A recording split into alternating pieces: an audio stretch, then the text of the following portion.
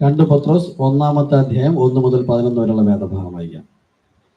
യേശുക്രിസ്തുവിന്റെ ദാസനും അപ്പോസ്തലനുമായ ശീമോൻ പത്രോസ്, നമ്മുടെ ദൈവത്തിന്റെയും രക്ഷിതാവായ യേശുക്രിസ്തുവിന്റെയും നീതിയാൽ ഞങ്ങൾക്ക് ലഭിച്ചതുപോലെ അതേ വിലയേറിയ വിശ്വാസമുള്ളവർക്ക് എഴുതുന്നത്.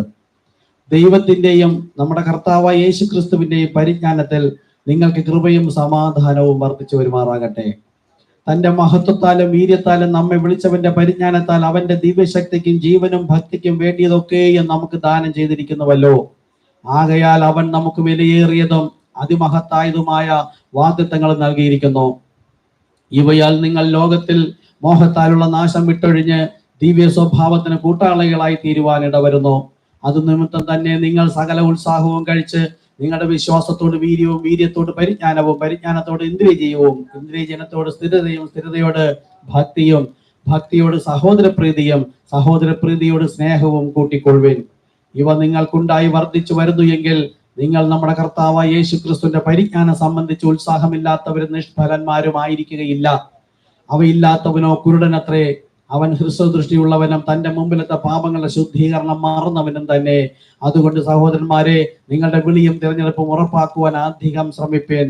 ഇങ്ങനെ ചെയ്താൽ നിങ്ങൾ ഒരു നാളും ഇടറിപ്പോകാതെ നമ്മുടെ കർത്താവും രക്ഷിതാവുമായ യേശുക്രിസ്തുവിന്റെ നിത്യരാജ്യത്തിലേക്ക് പ്രവേശനം ധാരാളമായി പ്രാപിക്കും. ആമേൻ. പ്രാർത്ഥിക്കാം. കരുണയുള്ള കർത്താവേ, തിരുവചനം വായിച്ചിരിക്കുന്നു, വചനം അങ്ങാകുന്നു. കരുണയുള്ള കർത്താവേ, ഞങ്ങളുടെ ആത്മാവിനോട് കൂടെ ചേർന്നിരിക്കാൻ സഹായിക്കണമെന്ന് പ്രാർത്ഥിക്കുന്നു.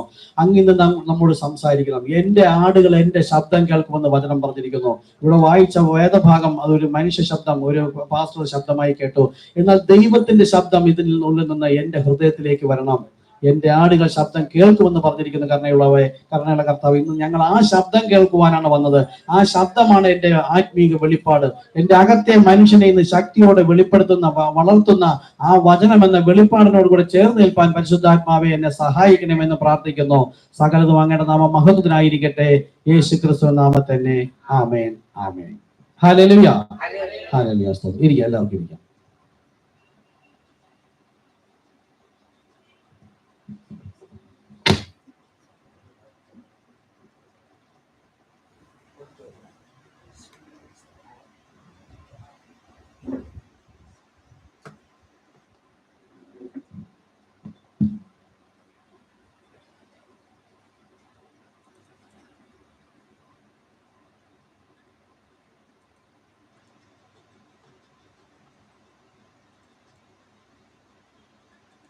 ഒരു വീഡിയോ ഒന്ന് കാണിച്ചു തരാം. പലപ്പോഴും ഇവിടെ പറഞ്ഞിട്ടുണ്ട്, പല വീഡിയോ ഇവിടെ കാണിച്ചു തരാം. അത് ഇതുവരെയും കാണിക്കാൻ പറ്റിയിട്ടില്ല.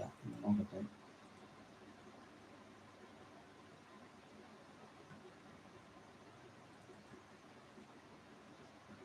ആടുകളുടെ ശബ്ദം കേൾക്കുന്നതും ഒക്കെ ആയിട്ട്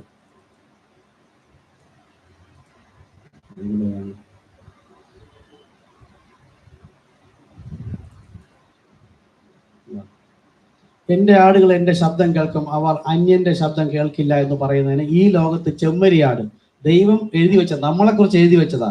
അപ്പോൾ ഈ ലോകത്തുള്ള ചെമ്മരിയാട് എങ്ങനെയാണ് എന്ന് നമുക്ക് കാണുക. ഞാനിത് യൂട്യൂബിൽ ഇട്ടിരിക്കാം. യൂട്യൂബിൽ കാണുന്ന, യൂട്യൂബിലല്ല, നമ്മുടെ ചർച്ച് ഗ്രൂപ്പിൽ ഇട്ടിരിക്കാം. ഇപ്പോൾ കാണാൻ കഴിയാത്തവർക്ക് ഞാനത് ഇവിടെ ഇട്ടിരിക്കാം, ശ്രദ്ധിക്കാം.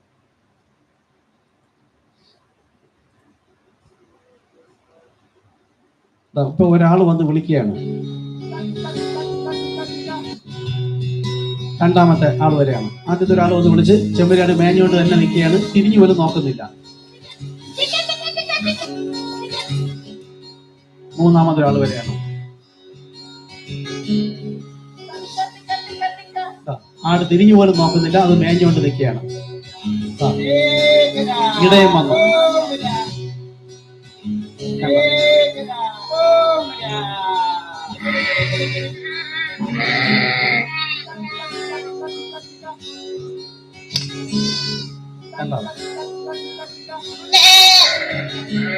ഇതാണ് നമ്മൾ സംഘടനാ സഭയിൽ ഇരുന്നപ്പോൾ വചനമായിട്ട് കൊടുക്കേണ്ട.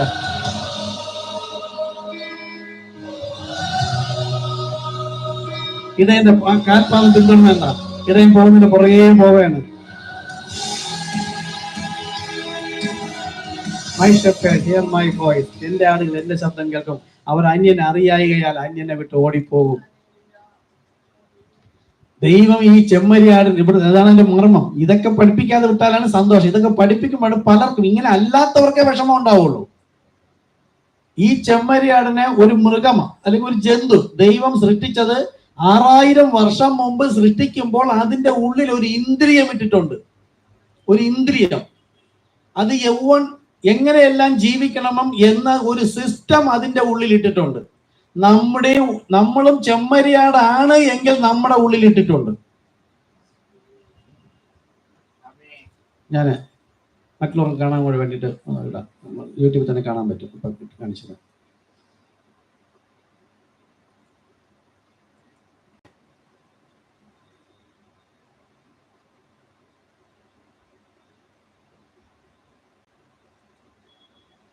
യൂട്യൂബിലുള്ളവർക്ക് വേണ്ടി വീണ്ടും ഇടയാണ് കാണിച്ചത്.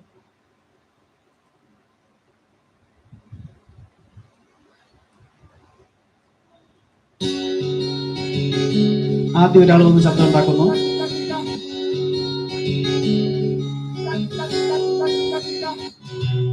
രണ്ടാമത്തെ വ്യക്തി വരുന്നു.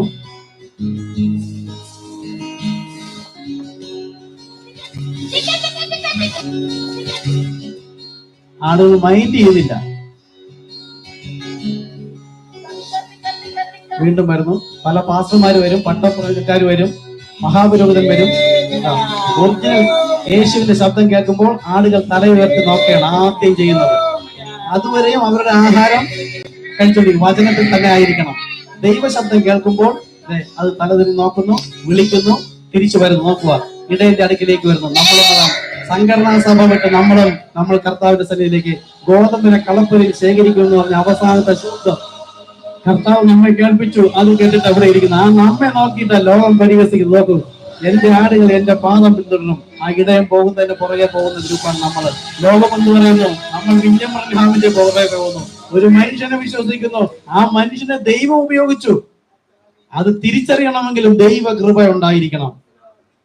ആ ആടുകളെ പരിശോധിക്കുന്നവര്, നിങ്ങൾക്ക് ഇവിടെ തിന്നാൻ ആഹാരം ധാരാളമുണ്ട്. സംഘടനാ സഭയില് പാസ്റ്റർമാര് ബൈബിൾ കോളേജിൽ നോക്കും അവിടെ പഠിച്ചുകൊണ്ടിരിക്കുകയാണ്.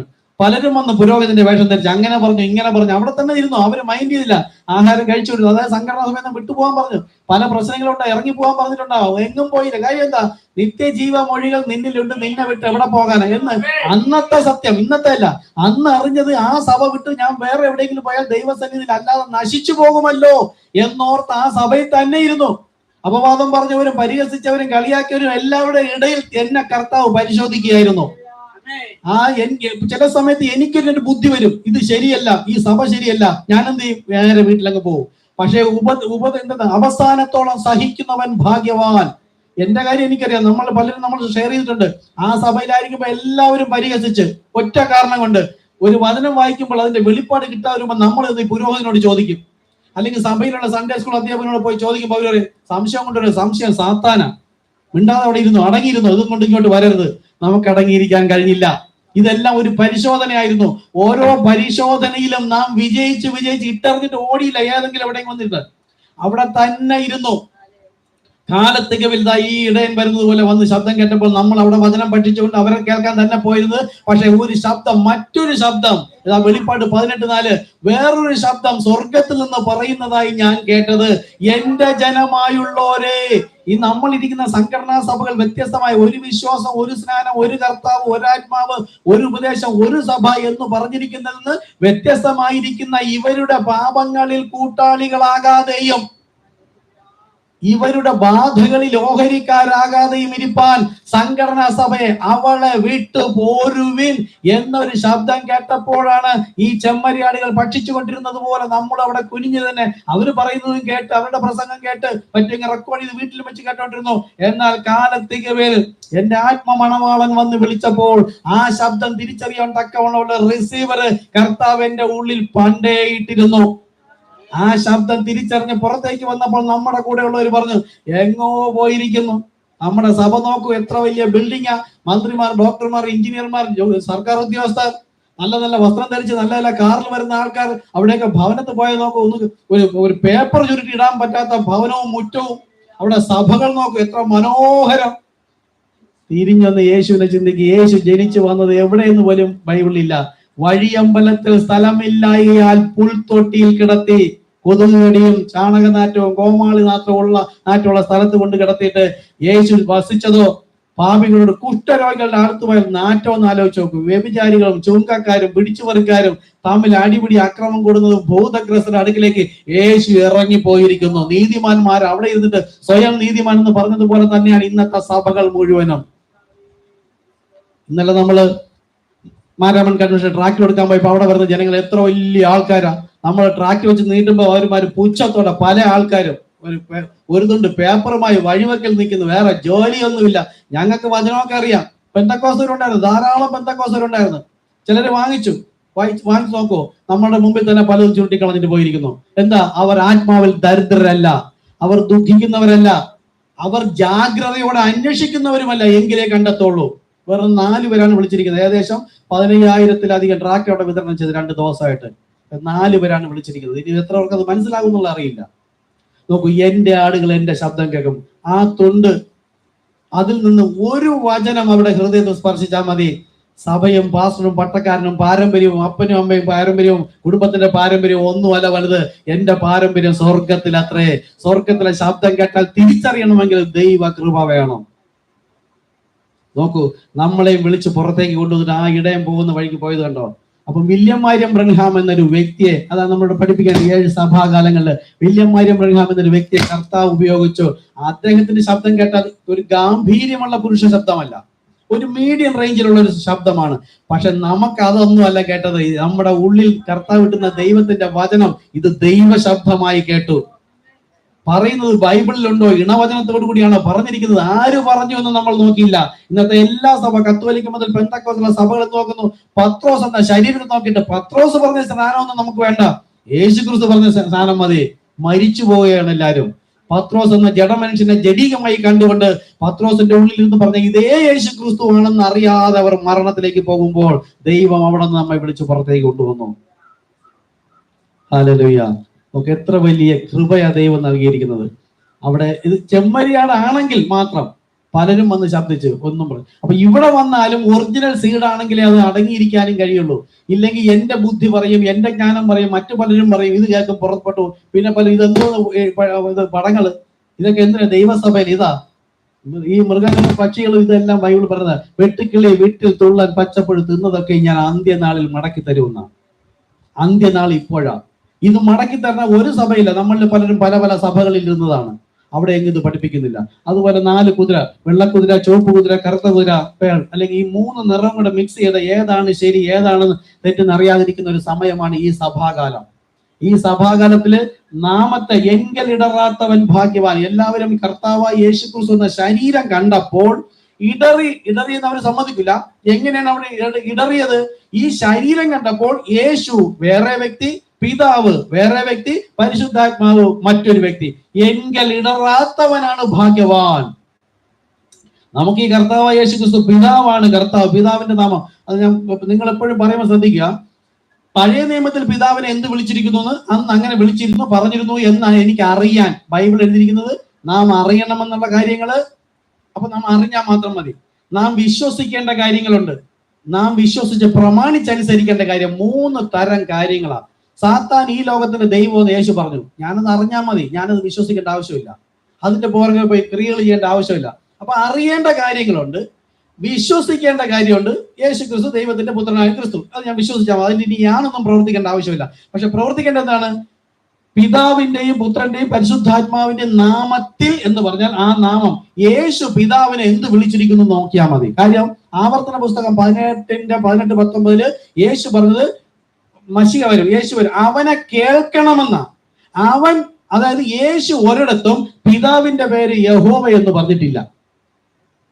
യേശു പിതാവിനെ വിളിച്ചത് മുഴുവൻ കർത്താവേ, ഇവർ ചെയ്യുന്നത് എന്തെന്നറിയാൽ ക്ഷമിക്കണമേ, നിന്റെ ദൈവമായ കർത്താവിനെ പരീക്ഷിക്കരുത്. അപ്പൊ പിതാവിനെ യേശു വിളിച്ചിരിക്കുന്നത് കർത്താവ്. നമുക്ക് ആ നാമം കിട്ടി, പിതാവിന്റെ നാമം കർത്താവ്. ഇനി പുത്രന്റെ പേര് മത്തായി 1:21 നമുക്കറിയാം, യേശു എന്ന് പേർ വിളിക്കണം. പുത്രന്റെ നാമം യേശു. പരിശുദ്ധാത്മാവിൽ സംസാരിക്കുന്നു, പരിശുദ്ധാത്മാവിൽ മുദ്രയിട്ടിരിക്കുന്നു, അതാണ് ക്രിസ്തുവിന്റെ മുദ്ര. അപ്പൊ ആക്ഷരികമായി പറഞ്ഞതിനെ ഇങ്ങനെ തന്നെ എടുത്ത് സ്നാനപ്പെടുന്നവർ യേശു ക്രിസ്തുവിൽ ഇടറിയിരിക്കുന്നത് കണ്ടാണ് വലിയവൻ ദൈവം, യേശു പുത്രൻ, പരിശുദ്ധാത്മാവ് ഒരു കാര്യസ്ഥൻ മാത്രം എങ്കിൽ ഇടറിപ്പോയിരിക്കുകയാണ് ലോകസഭകൾ മുഴുവനും. ഇത് ഈ നാമം പിടിയിട്ടുമ്പോൾ കർത്താവ് യേശു ക്രിസ്തു, ഇത് മനസ്സിലായ നമ്മളാണ് ചെമ്മരിയാട്. ഇതിനിടയിൽ കോലാടായി പോകരുത്. നമ്മൾ ഇടയന്റെ പാദം കേട്ട് പോവുക. സഭ ശരിയായിരിക്കില്ല, ദൈവം ഉപയോഗിച്ച മനുഷ്യർ ശരിയായിരിക്കില്ല, പുരോഹിതനോ സംസാരമോ രീതി ശരിയായിരിക്കില്ല. ഈ സഭയിൽ വരുമ്പോൾ എല്ലാം പാവപ്പെട്ട ആൾക്കാരും. ഒരു സർക്കാർ ഉദ്യോഗസ്ഥനോ വലിയ വലിയ ഡോക്ടറോ എഞ്ചിനീയറോ അങ്ങനെ പ്രതീക്ഷിച്ച് ഇവിടെ വരണ്ട. മനോഹരമായ കാറുകൾ നമ്മൾ തിലക്കണ്ടല്ല, വളരെ കോടികളുടെ വില പിടിപ്പുള്ള കാറുകളൊന്നും വരുന്നവരോ അങ്ങനെ ആയിരിക്കില്ല. എളിയ സുവിശേഷം യേശു വന്നപ്പോഴും എളിയവർക്കേ മനസ്സിലായുള്ളൂ. സ്വർഗത്തിലെ വലിയവനായ ദൈവം ഏറ്റവും എളിമ ധരിച്ചു വന്നത് മനസ്സിലായതും എളിമയുള്ളവർക്ക്. അത് ഈ കാലവും അങ്ങനെ തന്നെയാകുമെന്ന. അതുകൊണ്ട് നാം ചെമ്മരിയാടുകളാണെങ്കിൽ അപ്പോസ്തലന്മാരായ അപ്പന്മാരുടെ വിശ്വാസത്തിലേക്ക് മടങ്ങി പോകേണ്ടതുണ്ട്. പുതിയ ഞാൻ എഡിറ്റ് ചെയ്തിടാൻ ആഗ്രഹം, അതുകൊണ്ട് ഞാൻ ഇത്രയും കൂടെ വിശദീകരിച്ചത്. ആരെങ്കിലും കേൾക്കുന്നുവെങ്കിൽ കേൾക്കട്ടെ. കർത്താവ് അനുഗ്രഹിക്കട്ടെ. പിന്നെ രണ്ടാമത്തെ കാര്യം അവിടെ കാണിച്ചു തരാം. ഇന്ന് മർത്തോമ സഭയുടെ കൺവെൻഷൻ നമ്മൾ അവിടെ കണ്ടു. അവിടെ ചെന്നപ്പോഴത്തേക്ക് അതിനു മുമ്പ് അവർ സംസാരിച്ചതൊക്കെ എന്താണ്? എക്യൂമെനിക്കൽ കൗൺസിലിനെ കുറിച്ചാണ് അവർ സംസാരിച്ചത്. അവിടെ ഞാൻ വീഡിയോ ഇട്ടിട്ടുണ്ടായിരുന്നു, ആരെങ്കിലും കണ്ടോ? അന്ന് ബുധനാഴ്ചയാണ്. ബുധനാഴ്ച അവിടുത്തെ ഉച്ചയ്ക്ക് 2 മണിക്കുള്ള മീറ്റിംഗ് എക്യൂമെനിക്കൽ കൗൺസിലിലെ സംഘാടകങ്ങളെല്ലാം വന്നിട്ട് സംസാരിച്ചു. ആരോഗ്യമുണ്ടാവണം, സഭ സാമ്പത്തികമായിട്ടോ ഉപദേശപ്രകാരമോ ഭിന്നിച്ച് നിൽക്കരുത്. അവർ പറയുന്നത് വചനം കറക്റ്റാണ്, പക്ഷെ അവരായിട്ടില്ല. ക്രിസ്തു എന്ന ശരീരത്തിന്റെ ഭാഗമായ നാം ഭിന്നിച്ച് നിൽക്കേണ്ടവരല്ല, ഒന്നായി തീരേണ്ടവരാണ്. ആ ഒന്നായി തീരണമെങ്കിൽ ഭിന്നിച്ച് നിൽക്കുന്നവൻ കർത്താവായ യേശുക്രിസ്തു എന്ന നാമത്തിൽ പാപമോചനം പ്രാപിച്ച് വിശുദ്ധീകരിക്കപ്പെട്ടിട്ട് യേശു എന്ന ശരീരമാകുന്ന സഭയിൽ അംഗമാകാൻ കഴിയുകയുള്ളൂ. അവരങ്ങനെ ചെയ്യാതിരിക്കുന്നത് എക്യൂമെനിക്കൽ കൗൺസിലിലെ അംഗങ്ങളാണ്. ഇത് കുറച്ചുകൂടെ ക്ലോസപ്പിൽ കാണിച്ചു തരാം. എന്താ അമൃതാനന്ദമയി ഉണ്ട്. അമൃതാനന്ദമയി പോപ്പും തമ്മിൽ എന്ത് ബന്ധം? ഈ മഞ്ഞ വസ്ത്രം ധരിച്ചിരിക്കുന്ന ആള് ഇവിടുത്തെ നമ്മുടെ SNDP അതിന്റെ ആളാണ്. എവരെന്തിനാ അവിടെ പോയത്? ബുദ്ധമതത്തിന്റെ ആളാണിത്, മുസ്ലിംസിന്റെ ആളാണ്. പിന്നെ യാക്കോബ സഭ, സുറിയാനി സഭയുടെ. അപ്പൊ ആഫ്രിക്കൻ കൺട്രീസ് എന്ന് ഒരാളുണ്ട് ഇവിടെ അടുത്തിട്ട് ഇപ്പൊ ഒപ്പിടുന്നുണ്ട്. ആഫ്രിക്കൻ കൺട്രീസ് എന്നുള്ളത് ഇവരൊക്കെ എന്തിനാണ് പോപ്പിന്റെ അണ്ടറിൽ പോയത്? അപ്പോൾ എക്യൂമെനിക്കൽ കൗൺസിൽ 1933 ഈ എളിയ മനുഷ്യനായ വില്യം മരിയം ബ്രൻഹാമിൽ ഇവിടെ തന്നെ കർത്താവ് പറഞ്ഞു, അന്ത്യനാളിൽ സഭകൾ ഇതെന്താണെന്ന് അറിയാമോ? ഈ ഒന്നാമത്തെ സഭാകാലത്ത് ഒന്നാമത്തെ സഭാകാലത്തില് എല്ലാവരും വിശ്വാസി എന്നല്ല, ഈ വെള്ള കാണുന്നത് വിശ്വാസികളാണ്. അന്ന് ജീവിച്ചിരുന്നതിൽ ഇത്രയും ജനവും വിശ്വാസി എന്നതല്ല, സുവിശേഷം കേട്ടതിൽ ഏറിയ ഭാഗവും വിശ്വസിച്ചവരായിരുന്നു. കേട്ടിട്ട് തള്ളിക്കളഞ്ഞതാണ്. അപ്പൊ ഭൂമിയിൽ അനേകം ജനങ്ങളില്ലേ എന്നുള്ളതല്ല ഇവിടെ വരേണ്ടത്. അറിഞ്ഞിട്ട്, അങ്ങനെയല്ലേ ബൈബിൾ തന്നെ, അറിഞ്ഞില്ലെങ്കിൽ കൊള്ളാമായിരുന്നു, നിങ്ങൾ അറിഞ്ഞതുകൊണ്ട് ഇപ്പോൾ മുതൽ നിങ്ങൾക്ക് പാപം വർദ്ധിച്ചിരിക്കുന്നു. അപ്പൊ സുവിശേഷം അറിയിച്ചിട്ടും വിശ്വസിച്ചവർ അന്ന് കൂടുതലുണ്ടായിരുന്നു, പക്ഷെ അവരൊന്നും പ്രമുഖരല്ല, അറിഞ്ഞവർ കുറവ്. എന്നാൽ ഈ കാലം നോക്കൂ, ലാസ്റ്റ് 7ാമത്തെ സഭാകാലത്തില് ലോകത്താകമാന സുവിശേഷം കേട്ടവരാണ് ധാരാളം പേർ, വിശ്വസിച്ചവർ ചെറിയൊരു കൂട്ടർ. യേശു പറഞ്ഞു, ചെറിയ കൂട്ടമേ ഭയപ്പെടേണ്ട. ഈ ചെറിയ കൂട്ടത്തിൻ്റെയാണ് അധികാരം, ചാവി കൈമാറ്റം ചെയ്യുന്നത്. അപ്പം ഈ കാണുന്നത് ഇന്ന് ലോകത്ത് കത്തോലിക്ക മുതൽ പെന്തക്കോസ്തുള്ള ഏകദേശം ഇന്ത്യയിൽ തന്നെ 4000-ഓളം സഭകൾ, ഡിനോമിനേഷൻ ഉണ്ട് രജിസ്റ്റർ ചെയ്തിരിക്കുന്നത്. ലോകത്താകമാനം 6000-ലധികം ഉണ്ടെന്ന ഓരോരുത്തർ പറയുന്നതാണ്. വിദേശത്തൊക്കെ പോയിട്ടുള്ളവർ ഓരോ രാജ്യത്തും പല പല പേരുകളിൽ രജിസ്റ്റർ ചെയ്തിരിക്കുകയാണ്. ഇത്രയും ജനങ്ങൾ വചനം വായിക്കുന്നു, ബൈബിൾ പറഞ്ഞത് വായിക്കുന്നു. അവരിൽ കേട്ടവരിൽ അവിശ്വാസികളാണ് ഏറിയ ഭാഗവും, വിശ്വാസികൾ അല്പം മാത്രമേ ഉള്ളൂ. അപ്പോൾ ലോകത്ത് ഇങ്ങനെ 1933 വില്യം മരിയം ബ്രൻഹാമിലൂടെ കർത്താവ് പറഞ്ഞിരുന്നു, അന്ത്യനാളിൽ ലോകം എങ്ങനെയാവുന്നു? ലൂക്കോസ് 17:30, നോഹയുടെ കാലം പോലെയും. എന്താ നോഹയുടെ കാലം? സത്യം എന്താണെന്ന് തിരിച്ചറിയും, പറയും, ചെന്നുപോയി പറയും. ലൂക്കോസ് സുവിശേഷം 17-ാമത്തെ അധ്യായം 25 മുതലേ വായിച്ചു നോക്കണം. അപ്പൊ നോഹയുടെ കാലം പോലെ എന്ന് പറഞ്ഞാൽ ഈ അറിഞ്ഞതിൽ കർത്താവ് യേശു ക്രിസ്തുവാണ് രക്ഷിതാവെന്ന് അറിയാത്തവരാരുമില്ലല്ലോ. യഹോവ സാക്ഷി അറിയില്ല. എന്നാ പിന്നെ യെശയ്യാ പ്രവാചകൻ 43:11 പറയുന്നു, നിങ്ങൾ യഹോവയായ കർത്താവ് പറയുന്നു, ഞാൻ അല്ലാതെ മറ്റൊരു രക്ഷിതാവ് ഇല്ല. ഇന്ന് അത് പിടിച്ചോണ്ടിരുന്നാ പോരാ.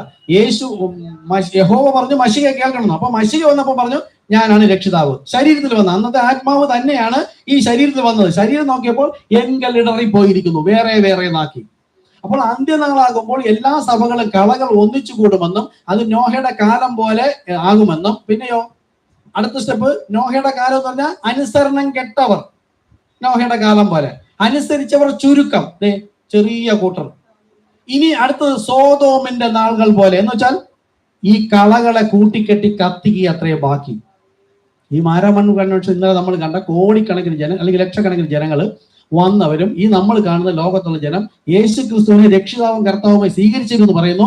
പക്ഷേ ഈ യേശു ക്രിസ്തു തന്നെയാണ് സൃഷ്ടികർത്താവായ യഹോവയായ ദൈവം. ഒരു സൃഷ്ടികർത്താവേ ഉള്ളൂ, രണ്ടും മൂന്നും രക്ഷിക്കപ്പെട്ടിട്ടില്ല. അപ്പോ ഇത് 1914 സെപ്റ്റംബർ മാസം 28 പോപ്പിന്റെ അവിടെ ഒത്തുകൂടിയതാണ് ഇവരെല്ലാവരും. ഇവർ ഒത്തുകൂടുന്നത് 33 ഈ വില്യം മാരിയം ബ്രൺഹാമിലൂടെ തന്നെ കർത്താവ് പ്രവചിച്ചിരുന്നു. എല്ലാ സഭകളും ഒന്നിക്കുന്നു, പോപ്പിന്റെ അണ്ടറിൽ തന്നെ വരുമെന്നും എക്യൂമിനിക്കൽ കൗൺസിൽ എന്ന ഒരു പ്രസ്ഥാനം വരുമെന്നും. WCC WCO ഈ രണ്ടുമാണ് ക്രിസ്തീയ സംഘടന. വേൾഡ് ചർച്ച് കൗൺസിലും വേൾഡ് ചർച്ച് ഓർഗനൈസേഷനും ഇത് രണ്ടും ഒന്നിക്കുകയും എക്യൂമിനിക്കൽ കൗൺസിൽ എന്ന പുതിയൊരു സംഘടന ഉണ്ടായി. ഇതിനോടൊപ്പം ചേർന്നിട്ട് എക്യൂമിനിക്കൽ കൗൺസിൽ മാത്രം തലപ്പത്ത് നിൽക്കുന്നിട്ട് എല്ലാവരും പോപ്പിനെ അധികാരമാക്കി വെച്ചുകൊണ്ട് പോപ്പിന്റെ അണ്ടറിൽ വരുമെന്നും പറഞ്ഞു. ഇത് മുഴുവൻ കളകളാണ്. നമുക്ക് നോക്കാൻ കാണാൻ ഭംഗിയുള്ള വലിയ വലിയ അപ്പോസ്തലന്മാരും പ്രവാചകന്മാരും പുരോഹിതന്മാർക്കും മുഴുവൻ വരെയും കൊന്നുകളയും. അതുകൊണ്ടാണ് ഇന്നലെ ഞങ്ങൾ 15,000 10,000 ട്രാക്ടർ കൊണ്ടുവന്ന് ഈ ദേശം മുഴുവൻ കൊണ്ടു കൊടുത്തത്.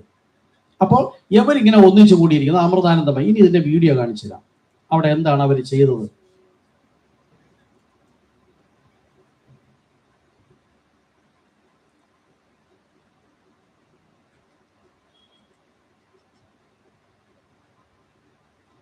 പോപ്പ് ഒക്കെ വരാൻ പോകുന്നത് കാണിക്കുകയാണ്, ശ്രദ്ധിക്കുക. ഈ വില്യം മാരിയം ബ്രൺഹാം യോഗ്യതയൊന്നുമില്ല, പാവപ്പെട്ടൊരു മനുഷ്യൻ, സാധാരണ മനുഷ്യൻ. പക്ഷെ ദൈവം അദ്ദേഹത്തെ ഉപയോഗിച്ചു. അദ്ദേഹത്തോട് പറഞ്ഞിരുന്ന കാര്യം 1939 പറഞ്ഞ കാര്യം 2014 സെപ്റ്റംബർ 28 സംഭവിച്ച കാര്യമാണ്. ആ വീഡിയോ കണ്ടുകൊള്ളാം. അവരെല്ലാം എഗ്രിമെന്റ് ഒപ്പുവയ്ക്കുന്നു.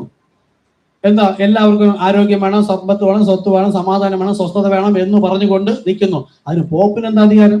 ഈ മതങ്ങൾക്ക് എന്താ അധികാരം?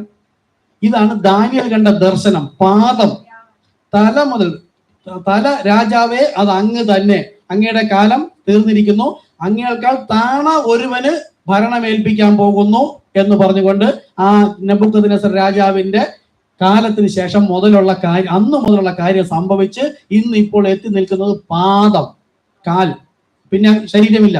പാദം കളിമണ്ണും ഇരുമ്പും. കളിമണ്ണ് എന്നാൽ മതം, ഇരുമ്പ് എന്നാൽ രാഷ്ട്രീയം. രാഷ്ട്രീയവും മതവും തമ്മിൽ ഇടകലരാൻ പാടില്ല. എപ്പോഴെങ്കിലും കളിമണ്ണിനകത്ത് ഇരുമ്പിട്ടാൽ അത് യോജിക്കുമോ? യോജിക്കില്ല. അപ്പൊ യോജിക്കാത്തതിനെ യോജിക്കും എന്ന് പറഞ്ഞുകൊണ്ട് നമ്മളിപ്പോ മാരാമൺ കൺവെൻഷൻ, അവിടെ മന്ത്രിമാരെല്ലാം വന്നു. ഇവിടെ പെന്തക്കോസ് കൺവെൻഷനിൽ നോക്കുക, എവിടെയുള്ള മന്ത്രിമാരെ വിളിക്കുകയാണ്. ഒന്ന് വിളിക്കുന്നതിന്റെ ഉദ്ദേശം അവരുടെ അഴിമതി ചോദ്യം ചെയ്യാതിരിക്കാനും കുറെ പണം കൊടുത്ത് തൽക്കാലം ഞങ്ങൾ ഇങ്ങനെ അഴിമതിക്ക് വിട്ടേക്ക് എന്ന് കാണിക്കാനുമാണ്.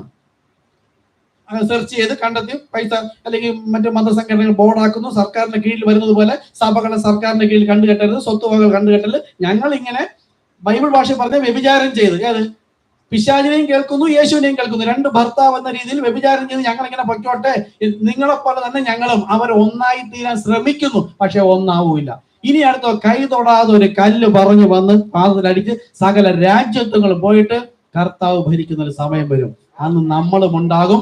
നമ്മളോടൊപ്പം ആൾക്കാർ വേണമെങ്കിൽ ഇന്ന് നമ്മൾ അവരുടെ സുവിശേഷം അറിയിക്കണം. ന്യായവിധി നാളിൽ വെള്ളസിംഹാസനത്തിൽ ന്യായം വിധിക്കുന്ന ആരാണ്? വിശുദ്ധന്മാർ. നിങ്ങൾ ലോകത്തെ ന്യായം വിധിക്കുമെന്ന് അറിയുന്നില്ലയോ? കാര്യം നമ്മൾ വിശുദ്ധന്മാർ അവിടെ ചെന്ന് അവനുമായി ചേർന്ന് ഏക ആത്മാവുമായി കഴിഞ്ഞു. വിശുദ്ധന്മാർ, അതായത് നമ്മൾ ഇന്നത് ഇപ്പൊ മാരാമണ്ണിൽ കൊണ്ട് ലക്ഷക്കണക്കിന് അല്ലെങ്കിൽ 10,000 ആൾക്കാരെ കൊണ്ട് കൊടുത്തു, എത്രയോ കാലം കൊണ്ട് കൊടുക്കുന്നു. ഇവരെല്ലാം നമ്മുടെ മുമ്പേ വരും. ഇവർക്ക് സത്യസുവിശേഷം വെച്ച് നീട്ടി, അതാ മറ്റേ നമ്മുടെ കൂടെ വന്ന ബ്രദറിന് പറഞ്ഞു, ചിലപ്പോൾ കൊടുക്കില്ല, ചില വലിയ പ്രൗഢിയുള്ള ആൾക്കാരൊന്നും വാങ്ങിക്കില്ല. അങ്ങനെ ഒരുപാട് അനുഭവം ഉള്ളതുകൊണ്ട് വന്ന് പറഞ്ഞ ബ്രദറെ കൊടുത്തിട്ട് ആരും വാങ്ങിക്കുന്നില്ല. ഞാൻ പറഞ്ഞു, ബ്രദർ നമ്മൾ അവിടെ നിന്ന് ഇവിടെ എത്തി, നീട്ടുക, വാങ്ങിക്കുന്നോ വേണ്ടതോ ആ സമയത്ത് അവൻ ന്യായവിധിയിൽ അകപ്പെടുകയാണ്. നോഹ ചെന്ന് പറഞ്ഞപ്പോൾ കേൾക്കാത്തവർമാർ അപ്പോൾ തന്നെ ന്യായവിധിയിൽ അകപ്പെട്ടു. ശിക്ഷ വന്നത് വെള്ളം കയറിയപ്പോൾ. വെള്ളം വചനം. നമ്മൾ കൊണ്ടുകൊടുക്കുന്ന വചനമാണ് അവരെ കൊല്ലുന്നതും അവരെ ജീവിപ്പിക്കുന്നതും. വിശ്വസിച്ചാൽ ജീവനിലേക്കും അവിശ്വസിച്ചാൽ മരണത്തിലേക്കും. അതുകൊണ്ട് അവരുടെ മുമ്പിൽ വെച്ച് നീട്ടുക, മൈൻഡ് ചെയ്യാതെ പോകും. നമ്മൾ നിൽക്കുന്ന കണ്ട പിന്നെ ചിലർ ഇങ്ങനെ പോകും, തലതിരിഞ്ഞു പോകും. ദൈവവചനമാണ് അവരുടെ ജീവനും കൊണ്ട് നമ്മൾ പോയിരിക്കുന്നത്, അവരറിയുന്നില്ല. അവർ മരണത്തിലേക്ക് പോയിക്കൊണ്ടിരിക്കുന്നു. നോക്കുമ്പോൾ നമ്മൾ കാണാനൊന്നും വലിയ ഭംഗിയൊന്നും ഉണ്ടാവില്ല. അപ്പോൾ ഇവിടെയും ലോക സംഘടനാ സഭകൾ ഒത്തുകൂടിയിരിക്കുന്നു. അതിനിടയിൽ നിന്ന് നമുക്ക് ഇന്ന് ദൈവഹിത പ്രകാരം വന്നുകൂടേണ്ട ചെറിയ ഒരു എളിയുള്ള സഭയാണിത്. ഇതിനെ വിട്ടു പോയാൽ പത്രോസ് പറഞ്ഞ നിത്യജീവ മൊഴികൾ നിന്നിലൂടെ നിന്നെ വിട്ട് എവിടെ പോകാനാണ്? ഈ വീഡിയോ ഒന്ന് കാണുക. അവരവിടെ എന്ത് ചെയ്യുന്നു? എല്ലാവരും എഗ്രിമെന്റ് സൈൻ ചെയ്യാണ്. It's estimated that over 36 million people around the globe live under some type of slavery. പാവപ്പെട്ട ആൾക്കാർക്ക് സഹായം ചെയ്യാനും ആഹാരത്തിനും ആരോഗ്യത്തിനും എന്നൊക്കെ വേണ്ടി ഒത്തുകൂടിയിരിക്കുന്നു. So religious leaders of different faiths came together to join forces to stop it. പോപ്പിന്റെ അടുത്തിരിക്കുകയാണ്. 6 years to see significant results. Declaramos en nombre de todos y cada uno de nuestros credos. എല്ലാ ഭൂമിയിലെ എല്ലാ മതവിഭാഗത്തിന്റെ നേതാക്കന്മാർ അവിടെ ഉണ്ട്. Trabajo forzado, prostitución, explotación de órganos, es un crimen de lesa humanidad. Sus víctimas son de toda condición. ഗോതമ്പിനെ ഇവിടെ ശേഖരിക്കുന്നു, കളകളെ അവിടെ ശേഖരിക്കുന്നു. ആ വചനം നമ്മളിലൂടെ നിവർത്തിയാവണം. ആലോചിച്ച് നോക്ക്, പിതാവിന്റെ ഇഷ്ടം ചെയ്യാനായിട്ട് ഒരു യോഗ്യതയില്ലാത്ത നമ്മെ.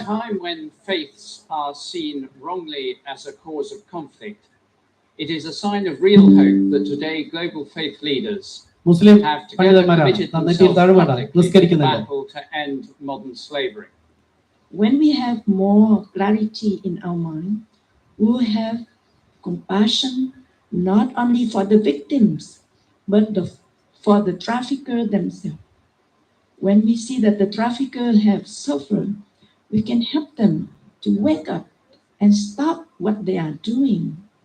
Our compassion can help transform them into friends and allies for our cause. Me sumo a todos ustedes, desde mi condición de judío, elevando mi clamor con todas mis fuerzas, a fin que todo tipo de esclavización sea condenada en los términos y con las penas más severas. Among those in attendance was an Indian woman named Mata Aritanandan Amayi, who in Hinduism is considered to be a holy living person. There was also a Muslim representative of the Grand Imam of Al-Azhar, which is the most important Islamic university. The leader of the Orthodox Church, Bartholomew, sent a video message as a sign of support. The two victims who survived human trafficking read a statement which was later signed by religious leaders. Are gathered here today for a historical initiative to inspire spiritual and practical action by all global faiths. The joint meeting was launched by the Global Freedom Network. After the head of the Anglican Church, Justin Welby, shared the idea with Pope Francis back in March 2014. And religious leaders of different faiths joined in to not only make a statement, but to take action. വചനം, അവരുടെ വചനം അവർ നിവർത്തിക്കുന്നു. മണവാട്ടിയുടെ വചനമായ വചനം നമ്മൾ നിവർത്തിക്കുന്നുണ്ടോ?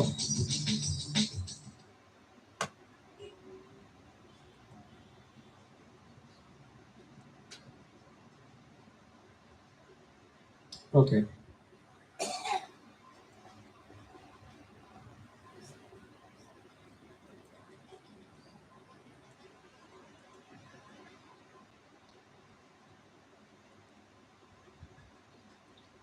Okay, കർത്താവ് സഹായിക്കട്ടെ. നമുക്കൊരു മെസ്സേജിലേക്ക് പോകാം. പറഞ്ഞ ഈ വിവരങ്ങൾ പറഞ്ഞിട്ട് ഇപ്പൊ തന്നെ അരമണിക്കൂറായി. ഇന്നത് ആ വിഷയം എടുത്ത് തീർക്കണമെന്നാണ് വിചാരിച്ചത്. സ്റ്റാച്യു ഓഫ് പെർഫെക്റ്റ് മാൻ. താല്പര്യമുള്ളവർ വിളിക്കുക. ഇനി ഒത്തിരി കാര്യങ്ങൾ പറയാനുണ്ട്. ആ കാര്യങ്ങളൊക്കെ പിന്നീട് പഠിപ്പിക്കാം. അപ്പൊ ഇന്നലെ ട്രാക്ക് കൊണ്ടുപോയ നമ്മളെ ദൈവം ഉപയോഗിച്ചു, സ്വർഗത്തിലെ ദൈവം ഉപയോഗിച്ചു. വീട്ടിൽ നിന്ന് പ്രാർത്ഥിക്കാൻ വേണ്ടി ഞാൻ നമ്മുടെ ചർച്ച് ഗ്രൂപ്പിൽ ഇട്ടിരുന്നു. പ്രാർത്ഥിച്ചവരെയും ദൈവം ഉപയോഗിച്ചു. കർത്താവ് പ്രാർത്ഥിക്കാത്തവരെയും കർത്താവ് അനുഗ്രഹിക്കട്ടെ. ഓക്കെ, നമ്മൾ എടുത്തുകൊണ്ടിരിക്കുന്നത് സ്റ്റാച്യു ഓഫ് പെർഫെക്റ്റ് മാൻ. ഒരു വിശ്വാസി ക്രിസ്തുവിൽ വളരേണ്ടത് എങ്ങനെയാണ് എന്ന് ദൈവഹിത പ്രകാരം കർത്താവ് നമ്മെ അറിയിക്കുന്നു. ആദ്യം വിശ്വാസം പഠിച്ചു, അപ്പോൾ നീതീകരണമുണ്ട്. അത് കഴിഞ്ഞിട്ട് വീര്യം, പരിജ്ഞാനം, ഇന്ദ്രിയജയം. ഇത്രയും ആയപ്പോഴത്തേക്ക് ഞങ്ങൾ നീതീകരണത്തിൽ വഴി നടത്തി. അത് കഴിയുമ്പം ഏതാ ക്ഷമ, ഭക്തി. ഈ സമയത്ത് വിശുദ്ധീകരണത്തിലൂടെ ദൈവം നമ്മെ വഴി നടത്തുകയാണ്. അപ്പൊ നീതി, ആ ക്ഷമ എന്ന വിഷയമാണ് നമ്മൾ എടുത്തുകൊണ്ടിരുന്നത്. 6ാമത്തെ കാര്യം അടുത്ത് എടുക്കുന്നത് ഭക്തി. ശ്രദ്ധിക്കുക, ഭക്തി 6ാമത്തെ 2 പത്രോസ് 1 പറഞ്ഞിരിക്കുന്ന ഓരോ ഭാഗങ്ങൾ കർത്താവ് നമ്മെ വളർത്തിക്കൊണ്ടുവരികയാണ്. നിങ്ങൾ ക്ഷമയുള്ളവനായിരിക്കുക. നിങ്ങൾക്ക് ക്ഷമയില്ലെങ്കിൽ നിങ്ങൾ പണിയുന്നത് വ്യർത്ഥം. ഇവിടെയുള്ള ഈ കെട്ടിടം നിങ്ങൾക്ക് പിന്നെ അത് തകർന്നു പോകുന്നതാണ്. ആത്മീക സഭയെ വളർത്തിക്കൊണ്ടുവരുമ്പോൾ ഈ ഓരോന്നിനാലും ഞാൻ കെട്ടപ്പെട്ടില്ല എങ്കിൽ ഞാൻ എത്ര വലിയ വിശ്വാസിയാണ്, ഞാൻ സഭയാണ്, ദൈവം എന്നോട് സംസാരിക്കുന്നു എന്ന് പറഞ്ഞാലും ഇവണ്ണം കെട്ടപ്പെടുന്നില്ല എങ്കിൽ ദൈവത്തിന്റെ സഭയല്ല, സഭ തന്നെയാണ് എതിർ ക്രിസ്തുവിന്റെ സഭയാണ്. നോക്കുക, അപ്പോൾ നമുക്ക് ലഭിച്ച വിശ്വാസത്തോട് വീര്യവും, വീര്യത്തോട് ഇന്ദ്രിയജയം, ഇന്ദ്രിയത്തോട് ക്ഷമയും, ഇത്രയും ഉള്ളവരാണ് അതിൻ്റെ കൂടെ അടുത്തത് എന്താണ്? ഭക്തി കൂട്ടിച്ചേർക്കേണ്ടത് അതിനുശേഷമാണ്. ശ്രദ്ധിക്കുക, 6ാമത്തെ കാര്യം ഭക്തി. ഭക്തി നാം എന്തിനതിനോട് കൂട്ടിച്ചേർക്കണം? എന്താണ് അതുകൊണ്ട് അർത്ഥമാക്കുന്നത്? ദൈവത്തെ സ്തുതിക്കുന്നതിൽ ദൈവം ഇച്ഛിക്കുന്ന വണ്ണം നാം ആയിരിക്കുക എന്നതാണ് ഭക്തി. അപ്പൊ ദൈവഹിതപ്രകാരമുള്ള ആരാധനയായിരിക്കണം. നിങ്ങൾക്ക് വിശ്വാസവും വീര്യവും പരിജ്ഞാനവും ഇന്ദ്രിയ ജയവും സ്ഥിരതയും കിട്ടിക്കഴിഞ്ഞ ശേഷം നിങ്ങൾ ഭക്തിയിൽ ദൈവത്തെ പോലെ ആവുകയാണ് എന്ന് ഇത്ര എഴുതിയിട്ടുള്ളൂ. എന്താ ഇതിന്റെ സംഭവം? യേശുക്രിസ്തു ഭൂമിയിൽ വന്ന് വിശ്വാസ സ്നാനം, നമുക്കൊരു മാതൃക എന്ന രീതിയിൽ സ്നാനമേറ്റ് കഴിഞ്ഞ് ഒരു ക്രിസ്തു വിശ്വാസി എങ്ങനെ ജീവിക്കണം എന്നതിന് ഒരു മോഡൽ. യേശുക്രിസ്തുവിനെ പോലെ ഇന്ന് പറഞ്ഞാൽ ഇന്ന് നമ്മൾ അന്ന് യേശു ജീവിച്ചത് യേശുക്രിസ്തുവിനെ പോലെ അല്ല, യേശുക്രിസ്തു ജീവിച്ചത് ദൈവ ഇഷ്ടം പോലെ. യേശുക്രിസ്തു ദൈവ ഇഷ്ടം പോലെ ജീവിച്ച് നമ്മുടെ മുമ്പിൽ വരച്ച് കാണിച്ചിരിക്കെ നിങ്ങളെ വീണ്ടും ക്ഷുദ്രം ചെയ്തു മയക്കിയത് മാനുഷിക ഉപദേശങ്ങളിൽ പെട്ടുപോകുന്നു. മനുഷ്യർ ഇന്നലെ തന്നെ അവിടെ മാരാണെന്ന് ഒരാൾ വിളിച്ചത്, അമ്മയപ്പന്മാർ കൈവച്ച് ശുശ്രൂഷിച്ച് നിങ്ങളെ സ്നാനപ്പെടുത്തിയ ഒരു വചനം, അങ്ങനെയാണോ നിങ്ങളുടെ സഭ? പലതവണ സംസാരിച്ചിട്ടും അമ്മയപ്പന്മാരിലൂടെ നിങ്ങൾക്ക് കൈമാറി വന്ന ഒരു പാരമ്പര്യമാണോ? ഇതാണ് ചോദിക്കുന്നത്. മർത്തോമേ പോലെ എത്ര പറഞ്ഞിട്ട് അദ്ദേഹത്തിന് മനസ്സിലാകുന്നില്ല. സ്നാനം 2-3 വാക്യം ഒറ്റ വചനത്തിൽ പറ, എനിക്ക് കൂടുതലൊന്നും പറഞ്ഞ വിശദീകരണം ഒന്നും വേണ്ട. ഞാൻ പറഞ്ഞു ഇവിടെ അല്പം അവിടെ അല്പം ഇണവചനത്തോടു കൂടി ചിതറിച്ചാ പറഞ്ഞിരിക്കുന്നത്, എങ്കിലേ സ്നാനം പൂർത്തിയാവുള്ളൂ. എന്തിനു വേണ്ടി, ആർക്കാണ്, എപ്പോൾ, അതിലൂടെ എന്ത് സംഭവിക്കുന്നു, ഇതെല്ലാം കൂടെ ഒറ്റ വാക്യത്തിനകത്ത് ഉൾക്കൊള്ളിച്ചിട്ടില്ല, പല ഭാഗത്താണ്. അതൊന്നും എനിക്ക് കേൾക്കണ്ട. അപ്പൊ ഞാൻ പറഞ്ഞു ഇതെല്ലാം ഉൾപ്പെടുത്തിക്കൊണ്ട് സംസാരിച്ച ഒരു ലിങ്ക് ഉണ്ട്, ഇവരല്ലേ ക്രൂസിന്റെ പറ്റുന്ന ശത്രുക്കൾ എന്ന് ഇത് അതിട്ടോട്, ഇതൊന്നും എനിക്ക് വേണ്ട. അപ്പൊ രാത്രി 12 മണിയായി. ഞാൻ പറഞ്ഞ സഹോദര 2 ദിവസം ട്രാക്ക് കൊടുത്ത് ക്ഷീണിച്ചു വന്ന് കിടക്കുകയാണ്, നിങ്ങൾക്ക് എന്തുവാ ചെയ്യാം. അപ്പൊ ഇവിടെ എന്താ പറഞ്ഞത്? അവർ ഭക്തി, അതാണ് ഉദ്ദേശിച്ചത്, അവർ ഭക്തന്മാരാ, ഭക്തി കൂട്ടിയിരിക്കുകയാണ്, വളരെ തീക്ഷ്ണതയോടുകൂടി ജീവിക്കുകയാണ്. ആ ലൂഥറൻ സഭയും പെന്തക്കോസ്തും ഒക്കെ നോക്കൂ, നമ്മുടെ ഇടയിൽ തന്നെയുള്ള സഹോദരങ്ങൾ, ബന്ധുക്കൾ, ഭയങ്കര ഭക്തിയാ അവർക്ക്. പക്ഷെ എന്ത് ത്യജിച്ചു? ശക്തിയെ ത്യജിച്ചു. കർത്താവ് യേശുക്രിസ്തു നാമത്തിൽ സ്നാനപ്പെട്ട് പരിശുദ്ധാത്മാവ് പ്രാപിച്ച് വിശ്വാസം, വീര്യം, പരിജ്ഞാനം, ഇന്ദ്രിയജയം, ക്ഷമ ഇവ പണിയാതെ ഭക്തിയുടെ മൂർച്ച കെട്ടിയിരിക്കുന്നു, ഒളിഞ്ഞു പോകും. ഓക്കെ, മത്തായി 5-ാമത്തെ അധ്യായം 48 യേശു തന്റെ ഗിരിപ്രഭാഷണത്തിൽ പറയുകയാണ്, ആകയാൽ നിങ്ങളുടെ സ്വർഗീയ പിതാവ് സൽഗുണപൂർണൻ ആയിരിക്കുന്നത് പോലെ നിങ്ങളും സൽഗുണപൂർണനാകുവിൻ. അതായത് ദൈവത്തിന്റെ സകല ഗുണങ്ങളും ക്വാളിറ്റിയും അനുസരണായി ദൈവത്തിന്റെ ഇച്ഛ പ്രകാരമുള്ള ഒരു വ്യക്തിയായി തീരണം ഞാൻ, എങ്കിലേ ദൈവം എന്നെ അംഗീകരിക്കുകയുള്ളൂ. ലോകം എന്നെ ഭക്തിയുടെ മൂർച്ച കൂട്ടിയ എന്തു പറയും? വലിയ ഭക്തനാണെന്ന് അംഗീകരിക്കും, സഭ അംഗീകരിക്കും, മനുഷ്യൻ അംഗീകരിക്കും, പക്ഷെ ദൈവം അംഗീകരിക്കില്ല. ദൈവം അംഗീകരിക്കണമെങ്കിൽ അവനിൽ കെട്ടപ്പെടേണ്ട ക്വാളിറ്റിയാണ് ഈ പറയുന്നത്. ഓക്കെ, അപ്പൊ നിങ്ങളുടെ സ്വർഗീയ പിതാവ് സൽഗുണപൂർണനായിരിക്കുന്നത് പോലെ, ഇതാണ് യേശുക്രിസ്തു. ജഡശരീരം, മക്കൾ ജഡശരീരമായതുകൊണ്ട് ജഡശരീരത്തിൽ വന്നു, അതുപോലെ നിങ്ങൾ ആകുവിൻ. നിങ്ങൾ ഇപ്പോൾ ഇത്രയും ഉയരത്തിൽ എത്തിച്ചേർന്നിരിക്കുന്നു. അതിനായി ആദ്യം ഈ എല്ലാ കാര്യങ്ങളും ഒന്നിനോടൊന്ന് കൂട്ടിച്ചേർക്കേണ്ടതായിട്ടുണ്ട്. കൂട്ടിച്ചേർക്കെന്ന് വെച്ചാൽ കൂട്ടിച്ചേർക്കല്ല, വിളക്കി ചേർക്കണം. ചെമ്പില് സ്വർണത്തിൽ മായം ചേർക്കുന്നത്, സ്വർണത്തിൽ ഒരു കഷ്ണം ചെമ്പ് അങ്ങനെ എടുത്തിട്ട് അത് അടിച്ച് പരത്തുമ്പോഴത്തേക്ക് ചെമ്പ് ആ ഭാഗത്ത് വേറെ കളറായി നിൽക്കും. ചെമ്പ് സ്വർണത്തോടു കൂടെ വിളക്കി ചേർക്കുക എന്ന് വെച്ചാൽ ആവശ്യമായ എത്രയാണോ അളവ് ആ ഒരു അല്പം ചെമ്പ് ഇതിനകത്ത് ഉരുകി ചേർത്തിട്ട് ഇത് തമ്മിൽ യോജിക്കുവാനുള്ള ഒരു ഫ്ലെക്സ് ഉണ്ട്. ആ ഫ്ലെക്സ് പൗഡറും കൂടി ഇട്ടിട്ട് ഉരുക്കി ചേർക്കുമ്പോൾ സ്വർണവും ഇരുമ്പും തമ്മിൽ കാണാൻ പറ്റുക ഒന്ന് എന്ന് തോന്നും. അതുപോലെ വിശ്വാസം ഉണ്ട് എന്ന് പറയുന്നവൻ അവനോടുകൂടി വീര്യം വിളക്കി ചേർക്കണം. ഒന്നായി ഒറ്റ കല്ല്, ഈ കല്ല് തലക്കല്ലാകുന്ന ക്രിസ്തുവുമായി മാച്ചാവണം എന്ന് പറഞ്ഞാലും പോരാ. ഞാൻ തന്നെ യേശു ക്രിസ്തുവിനോട് ചേരണമെങ്കിൽ മറ്റൊരു ക്രിസ്തു ആകണം. യേശു ഈ ഒരു മനുഷ്യ ജീവിതത്തിൽ നമ്മൾ സിസ്റ്റർ മോൻ കേട്ടതിരിക്കലേ, നമ്മൾ യേശു ക്രിസ്തുവിൽ ജ്യോതിസുകളായി തിളങ്ങണമെങ്കിൽ എന്നിൽ എന്തെല്ലാം വചനം അപ്ലൈ ചെയ്ത് ഞാൻ മറ്റൊരു ക്രിസ്തു ആയാലേ ആ ക്രിസ്തു എന്നെ ചേർത്ത് കൊണ്ടുപോവുകയുള്ളൂ എന്നതാണ് മത്തായി 5:48. നിങ്ങളുടെ സ്വർഗീയ പിതാവ് സൽഗുണപൂർണനായിരിക്കുന്നത് പോലെ, സ്വർഗീയ പിതാവ് സൽഗുണപൂർണൻ എന്ന് വിശ്വാസിക്ക് എങ്ങനെ കാണാൻ പറ്റും? ആ സ്വർഗീയ പിതാവാണ് യേശുക്രിസ്തു ബോഡിയിൽ വന്നത്. ആ ബോഡിയിൽ അവൻ നമുക്കൊരു മാതൃക വരച്ച് കാണിച്ചിരിക്കുന്നു എന്ന് പറയുന്നു. അവൻ ഒരു മാതൃക വെച്ചേച്ചു പോയിരിക്കുന്നു. ആ കണ്ട ശരീരത്തിനകത്തിരുന്ന പിതാവാണ്, ആ ക്വാളിറ്റിയാണ് സൽഗുണപൂർണൻ. ആത്മാവായ ദൈവത്തെ എനിക്ക് കണ്ടു പറ്റില്ല, വിശ്വാസിക്ക് കാണാൻ പറ്റും, ലോകത്തിന് കാണാൻ കഴിയാത്ത കാഴ്ചയുള്ളവനാണ് വിശ്വാസി. അപ്പൊ യേശു കാണിച്ച സൽഗുണപൂർണതയാണ് എന്നിൽ വരുവാൻ. അങ്ങനെ ഇത് ഓരോന്നും വിളക്കി ചേർക്കുമ്പോൾ കൂട്ടുചേർത്തതാണെന്ന് ഒരു മനുഷ്യനും കണ്ടുപിടിക്കാൻ പറ്റില്ല, ലോകത്തിന് മനുഷ്യനും. അങ്ങനെ ഞാൻ ക്രിസ്തുവിലായാൽ, പണ്ട് ഞാൻ അങ്ങനെ ആയിരുന്നു, ഇപ്പോഴത്തെ ജനം എന്ന് പറയും നിങ്ങൾ സ്നാനപ്പെട്ട് കുറെ കാലമൊക്കെ അങ്ങനെ തന്നെ ജീവിച്ചു, പക്ഷെ എപ്പോഴോ നിങ്ങൾ ഒരു മാറ്റപ്പെട്ട വ്യക്തിയായി. സ്നാനപ്പെട്ട് നമ്മൾ ഇവിടെ തന്നെ വന്നു, നമ്മുടെ കാര്യം പറയാണ്. ഒരു 1 വർഷം 2 വർഷം 3 വർഷമൊക്കെ ആയിട്ടുണ്ടായി. ഇതുപോലെ ഒരു കാര്യം കേൾക്കുമ്പോഴാണ് ഞാൻ ഹല്ലേലൂയ സ്തോത്രം യേശുവേ ഞാൻ വചനം വായിക്കുന്നു, പാടുന്നു, പ്രാർത്ഥിക്കുന്നു എന്ന അഭിനയമല്ല. അത് എന്റെ ഉള്ളിൽ വിളക്കി ചേർക്കുന്നതും ദൈവമാണ്. പക്ഷെ ഞാൻ എന്നെ സമർപ്പിക്കണം. ഞാൻ ദൈവവചന പ്രകാരം ഞാൻ എന്നെ ഈ ഭൂമിയിൽ അന്യനാണെന്ന് കണ്ട് ക്രിസ്തുവിൽ യോജിക്കാൻ എന്നെ പാകപ്പെടുത്തി ഈ പാപമോചന സ്നാനപ്രകാരം വിശുദ്ധീകരിച്ചാൽ പിന്നെ ദൈവവചനം എന്നിൽ വന്ന് ഈ വചനവും ക്രിസ്തു എന്ന വചനവും തമ്മിൽ ഒന്നായി ചേർത്ത് കർത്താവ് വിളക്കി ചേർത്ത് കഴിഞ്ഞാൽ പിന്നെ എന്നിൽ നിന്ന് ഈ വീര്യം നഷ്ടപ്പെട്ടു പോകില്ല.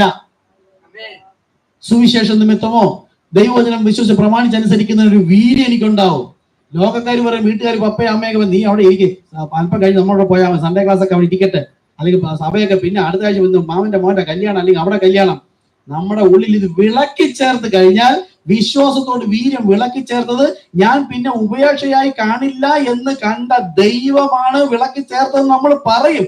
ആ ക്വാളിറ്റി ജീവിതം എന്നിൽ ഇല്ലെങ്കിൽ വിളക്കി ചേർത്തു എന്ന് പറയുന്നത് വെറുതെയാ. അല്ലാതെ വിളക്കി ചേർത്ത ദൈവം എന്നെ മുൻ കാണാൻ കഴിയില്ലാത്ത ദൈവമായി പോകും. അപ്പൊ വിളക്കി ചേർക്കുക എന്ന് വെച്ചാൽ പരസ്പരം തിരിച്ചറിയാൻ കഴിയാത്ത തരത്തിൽ വിശ്വാസത്തോട് വീര്യം, അതായത് സുവിശേഷം വചനം ഇങ്ങനെ പറഞ്ഞിരിക്കുന്നു, എന്തു തന്നെ ലജ്ജ സഹിക്കേണ്ടി വന്നാലും ഞാൻ അങ്ങനെ തന്നെ ജീവിക്കും. ആ വീര്യം, തീഷ്ണത, അടുത്ത പരിജ്ഞാനം, എപ്പോൾ എങ്ങനെ ആരോട് ഏത് തരത്തിൽ വചനം, ഇപ്പോൾ ഏത് പ്രതികൂലത്തിന്റെ നടുവിലാണ് പോക്കൂലി. ഒരു പ്രതികൂലം വരുമ്പോൾ എന്റെ ബുദ്ധി എന്നോട് പറഞ്ഞു ആ സഭ ശരിയല്ല, അത് കേട്ടോണ്ട് ഞാൻ പോവുകയല്ല വേണ്ടത്. അല്ലെങ്കിൽ തുല്യമായിട്ടും ബ്രൻഹാമിനെ പറയുന്നു. അപ്പോൾ പരിജ്ഞാനം ഉണ്ടായിരിക്കണം. അതാണ് നമ്മൾ അടുത്ത ഭാഷ മുതൽ എടുക്കാം. ധാരാളം വചനം പറയുന്നുണ്ട്, അന്ത്യനാളിൽ നിറവേറേണ്ട വചനം. മനുഷ്യൻ യേശു വന്ന് മണവാട്ടിയെ വിളിച്ചുകൊണ്ട് പോകുന്നതിന് മുമ്പ് അതിന്റെ ഒരു ഭാഗമാണ് നമ്മൾ കണ്ടത്. ഈ സംഘടനാ സഭകളെല്ലാം ഒന്നിക്കുന്നത്, മതങ്ങളെല്ലാം ഒന്നിക്കുന്നത് നമ്മുടെ മുമ്പിൽ കണ്ടുകൊണ്ടിരിക്കുകയാണ്. അപ്പോൾ അങ്ങനെ ഞാൻ എന്നെ വിട്ടുകൊടുക്കുമ്പോൾ ദൈവം വിളക്കി ചേർത്താൽ പിന്നെ ആരാലും ഇത് ഇളക്കി മാറ്റാൻ കഴിയില്ല. എനിക്ക് പ്രാണൻ പോയാലും ശരിയാണ്, ഞാൻ കർത്താവിന് വേണ്ടി നിൽക്കും. വീട്ടിലടിച്ചിറക്കും, ആഹാരം തരില്ല, ഞാൻ പ്രായമുള്ള സ്ത്രീ ആയിരിക്കാം, പ്രായമുള്ള പുരുഷനായിരിക്കാം, അല്ലെങ്കിൽ മറ്റുള്ളവരുടെ സഹായം ആവശ്യമുള്ള വ്യക്തിയായിരിക്കാം. എന്നെ സഹായിക്കുന്നവൻ, കരുതുന്നവൻ ഞാനല്ലയോ കലങ്ങുന്നത് എന്തിനു നീ, തക്ക സമയത്ത് കർത്താവ് ഒരുക്കും. അതല്ലെങ്കിൽ ഏതെങ്കിലും സാഹചര്യത്തിൽ കർത്താവ് നമ്മെ അങ്ങ് എടുക്കും. തീർന്നില്ലേ? അതുപോലെ മരണപര്യന്തം വിശ്വസ്തനായിരുന്നോ എന്ന കർത്താവ് പരിശോധിക്കുള്ളൂ. അങ്ങനെ വിളക്കി ചേർത്തിട്ടാണ് ഈ ഭക്തി കൂട്ടാൻ. അല്ലാതെ സഭയിൽ വന്ന് കൈയടിച്ച് പാട്ടുപാടി പ്രാർത്ഥിച്ച് ഞാൻ ആത്മാവിൽ നൃത്തം ചെയ്യുന്ന അന്യപാട്ട്, അത് ഭക്തിയല്ല, അത് അഭിനയമാണ്. ഇത് ഇല്ലാതെ ഭക്തി ഇത് കിട്ടണമെങ്കിലും പാപം മോചിച്ചിരിക്കണം. കർത്താവ് യേശുക്രിസ്തു നാമത്തിൽ ദൈവത്തിന്റെ വചനം കർത്താവ് അപ്പോസ്തലന്മാരെ കേൾക്കാൻ പറഞ്ഞെങ്കിൽ അപ്പോസ്തലൻ വന്നിട്ട് നിങ്ങൾ മാളിക മുറിയിൽ പോയിരിക്കും, പരിശുദ്ധാത്മ പ്രാപിക്കുന്നവരെ കൂടിയിരിക്കൂ എന്ന് അപ്പോസ്തലന്മാർ പറഞ്ഞില്ല. യേശുക്രിസ്തു അപ്പോസ്തലന്മാരോട് പറഞ്ഞത് അവർക്ക് വേണ്ടി മാത്രം. അവരത് കേട്ട് മുകളിൽ ചെന്നിട്ട് പരിശുദ്ധാത്മ പ്രാപിച്ച് താഴേക്ക് ഇറങ്ങി വരുമ്പോൾ അത് യേശു പറഞ്ഞത് അല്ലല്ലോ പറയുന്നത് എന്ന് പറഞ്ഞുകൊണ്ട് അപ്പോസ്തലനെ കേൾക്കാതിരിക്കുന്നവൻ യേശു പറഞ്ഞ കാര്യം കേട്ടിട്ടില്ല. പരിശുദ്ധാത്മ വരുമ്പോഴോ എനിക്ക് പറയാനുള്ള ബാക്കി കാര്യങ്ങൾ അവൻ പറയും. അപ്പൊ അപ്പോസ്തലൻ വന്ന് നിങ്ങളെ മാളിക മുറിയിൽ കൂടിയിരിക്കാൻ അല്ല പറഞ്ഞത്. ഓരോരുത്തർ മാനസാന്തരപ്പെട്ട് കർത്താവായ യേശുക്രിസ്തു നാമത്തിൽ സ്നാനമേൽപ്പിനെന്ന് പറഞ്ഞപ്പോ യേശു അങ്ങനെയല്ലല്ലോ പറഞ്ഞത് എന്ന് പറഞ്ഞ് തള്ളിക്കളയുന്നവൻ ഈ പറഞ്ഞത് പത്രോസ് അല്ല, പത്രോസിന്റെ ഉള്ളിൽ നിന്ന് ഇതേ യേശുക്രിസ്തു തന്നെയാണ് പറഞ്ഞതെന്ന് മനസ്സിലാകാത്തവരാണ്, യേശുക്രിസ്തുവിൽ ഇടറിയിരിക്കുന്നവരാണ് ഈ സഭകൾ മുഴുവനും. യേശു പറഞ്ഞു ഞാൻ പോയി മടങ്ങി വന്ന എല്ലാ നാളും. അപ്പോസ്തലന്മാരെ വിളിച്ചു പറഞ്ഞു നിങ്ങളോടുകൂടെ വസിക്കും, നിങ്ങളിൽ ഇരിക്കുകയും ചെയ്യും. അതാണ് ആത്മാവ്. പരിശുദ്ധ ദൈവം തന്നെ ആയ ആത്മാവാണ് പത്രോസിനോട് സംസാരിച്ചത്. ഇത് കാണാൻ കഴിയാത്തവരാ നമ്മുടെ ബന്ധുക്കൾ, അപ്പൻ, അമ്മ, സഹോദരൻ, ഭാര്യ, മക്കളെല്ലാം. ഒന്ന് ആലോചിച്ച് നോക്കുക, അവരെങ്ങോട്ട് യാത്ര ചെയ്യുന്നു? മരണത്തിലേക്ക്. അവരുടെ ഇടയിൽ നിന്ന് ദൈവം നമ്മൾ വിളിച്ചു ചേർത്തിരിക്കും. നമ്മളിപ്പോൾ ഈ ദേശത്തിന്റെ കാവൽക്കാരാ. ഇന്നലെ കൊടുത്ത ട്രാക്ടിന്റെ പേര് കാവൽക്കാരാ, രാത്രി എന്തായി? നമ്മൾ അവരോട് പറഞ്ഞില്ലെങ്കിൽ അവരുടെ രക്തത്തിന്റെ വില നമ്മളോട് ചോദിക്കും. ഓക്കെ, അപ്പോൾ കർത്താവാണ് വിളക്കി ചേർക്കുന്നത്. ഇനി അങ്ങനെ വിളിച്ചു ചേർത്ത അവരെ കർത്താവ്, നിങ്ങൾ ഇപ്പോൾ ഇത്രയും ഉയരത്തിൽ എത്തിച്ചേർന്നിരിക്കുന്നു. അതിനായി ആദ്യം നിങ്ങൾ ഈ എല്ലാ കാര്യങ്ങളും ഒന്നിനോടൊന്ന് വിളക്കി ചേർക്കേണ്ടതായിട്ടുണ്ട്. നമ്മളല്ല, കർത്താവ്. അങ്ങനെ അത് ചെയ്തതിന് ശേഷം നിങ്ങൾ ഇവിടെ എത്തിച്ചേരുമ്പോൾ, ഒരു ഭക്തിയുടെ സ്ഥാനത്ത് എത്തിച്ചേരുമ്പോൾ, അവൻ നിങ്ങളോട് പരിപൂർണനായിരിക്കുവാൻ ആവശ്യപ്പെടുന്നു. നോക്കണം, നമ്മൾ ഇതിൽ മനസ്സിലാകുന്നുണ്ടോ? നമ്മളൊരു തെറ്റിലേക്ക് പോകും, കർത്താവ് പറയുന്നത് അത് ചെയ്യരുത് എന്ന് പറഞ്ഞാൽ പരിപൂർണനാവാൻ വേണ്ടിയിട്ടാണ്. ഈ പാപത്തിലേക്ക് പോയാൽ ക്രിസ്തു ഉദ്ദേശിക്കുന്ന പരിപൂർണത എന്നിൽ കർത്താവിന് കണ്ടെത്താൻ കഴിയില്ല. ഞാൻ പറയും, മറ്റുള്ളവർ പറയും, പാസ്റ്റർ കൊള്ളാം, വിശ്വാസി കൊള്ളാം, പക്ഷെ ദൈവത്തിന് കാണാൻ കഴിയില്ല. അതുകൊണ്ട് ഓരോന്നും കെട്ടപ്പെട്ട് വന്നിട്ട് ഈ ഭക്തി ഭയങ്കരമാണ്, വീര്യമില്ലെങ്കിൽ ഞാൻ എവിടെ വരണം? ഭക്തി എനിക്കുണ്ട്, വീര്യമില്ല, സുവിശേഷത്തിൽ ഒരു ചടഞ്ഞു കൂടിയ അവസ്ഥ. വചനം എത്ര കേട്ടിട്ടും ഞാൻ പാപത്തിലാണ്, എന്നെ ഉണർത്തുന്നതാണെന്നുള്ള ബോധം പോലും ഇല്ലാതെ ഞാൻ ഇരിക്കുകയാണ്. എന്റെ ആശയമാണ് ശരി, എന്റെ ചിന്തയാണ് ശരി, ഞാനാണ് ശരി എന്ന് പറഞ്ഞാൽ ഞാൻ ആദ്യം വീര്യത്തിന്റെ താഴെ വന്നിട്ട് വിശ്വാസത്തിൽ ശക്തിപ്പെട്ട ശേഷം അടുത്ത് വീര്യം വർദ്ധിപ്പിച്ച് ഇങ്ങനെ വീണ്ടും വീണ്ടും ഈ ഏണിയും പാമ്പും കളിക്കുന്ന പോലെ നേരെ താഴെ വന്നിട്ട് ഒന്നേന്ന് ഇതെല്ലാം കെട്ടപ്പെട്ട് പോയാലേ ക്രിസ്തു വരുമ്പോൾ സ്റ്റാച്യു ഓഫ് പെർഫെക്റ്റ് മാൻ, ഒരു പരിപൂർണ മനുഷ്യന്റെ സമ്പൂർണ്ണ വളർച്ചയുള്ള വ്യക്തിയാണ് കർത്താവായ യേശു ക്രിസ്തു. അത് സ്നേഹം ഇടയ്ക്ക് പരിശുദ്ധാത്മാവ് ബന്ധപ്പെട്ട് മുകളിലേക്ക് പോകും. ഇല്ലാത്ത ഒരു പുരോഹിതൻ പഠിപ്പിച്ചാലും എത്ര വലിയ 10,000 ജനങ്ങൾ വന്നു എന്ന് പറഞ്ഞാലും ദൈവം അവയൊന്നും കണക്കാക്കില്ല. കർത്താവ് അവർക്ക് എന്താ അന്യരും പരദേശത്തും അല്ല എതിർ ക്രിസ്തുക്കൾ തന്നെയാണ്. ഓക്കെ,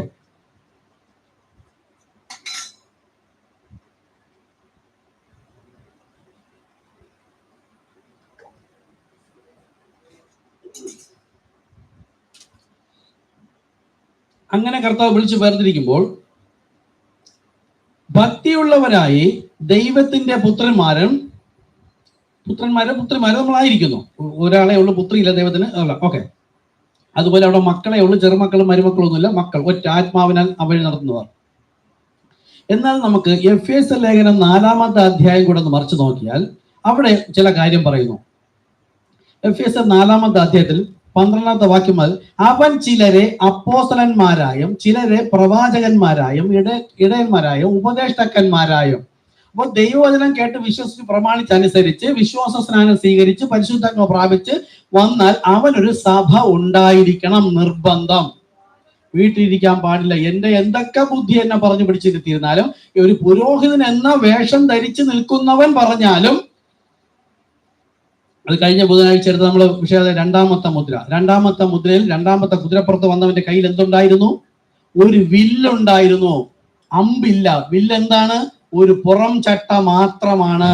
ആ പുറം ചട്ടയാണ് ആ കുതിരപ്പുറത്ത് വന്നവൻ നേരെ മഹാപുരോഹിതന്മാർ, പുറം ചട്ടയിരിക്കുന്ന പുരോഹിതന്മാരുടെ ഉള്ളിൽ കയറിയിട്ട് അവൻ പറഞ്ഞു, യേശുക്രിസ്തു നാമം അശേഷം മിണ്ടരുത്, ആരോട് ഉപദേശിക്കരുത്.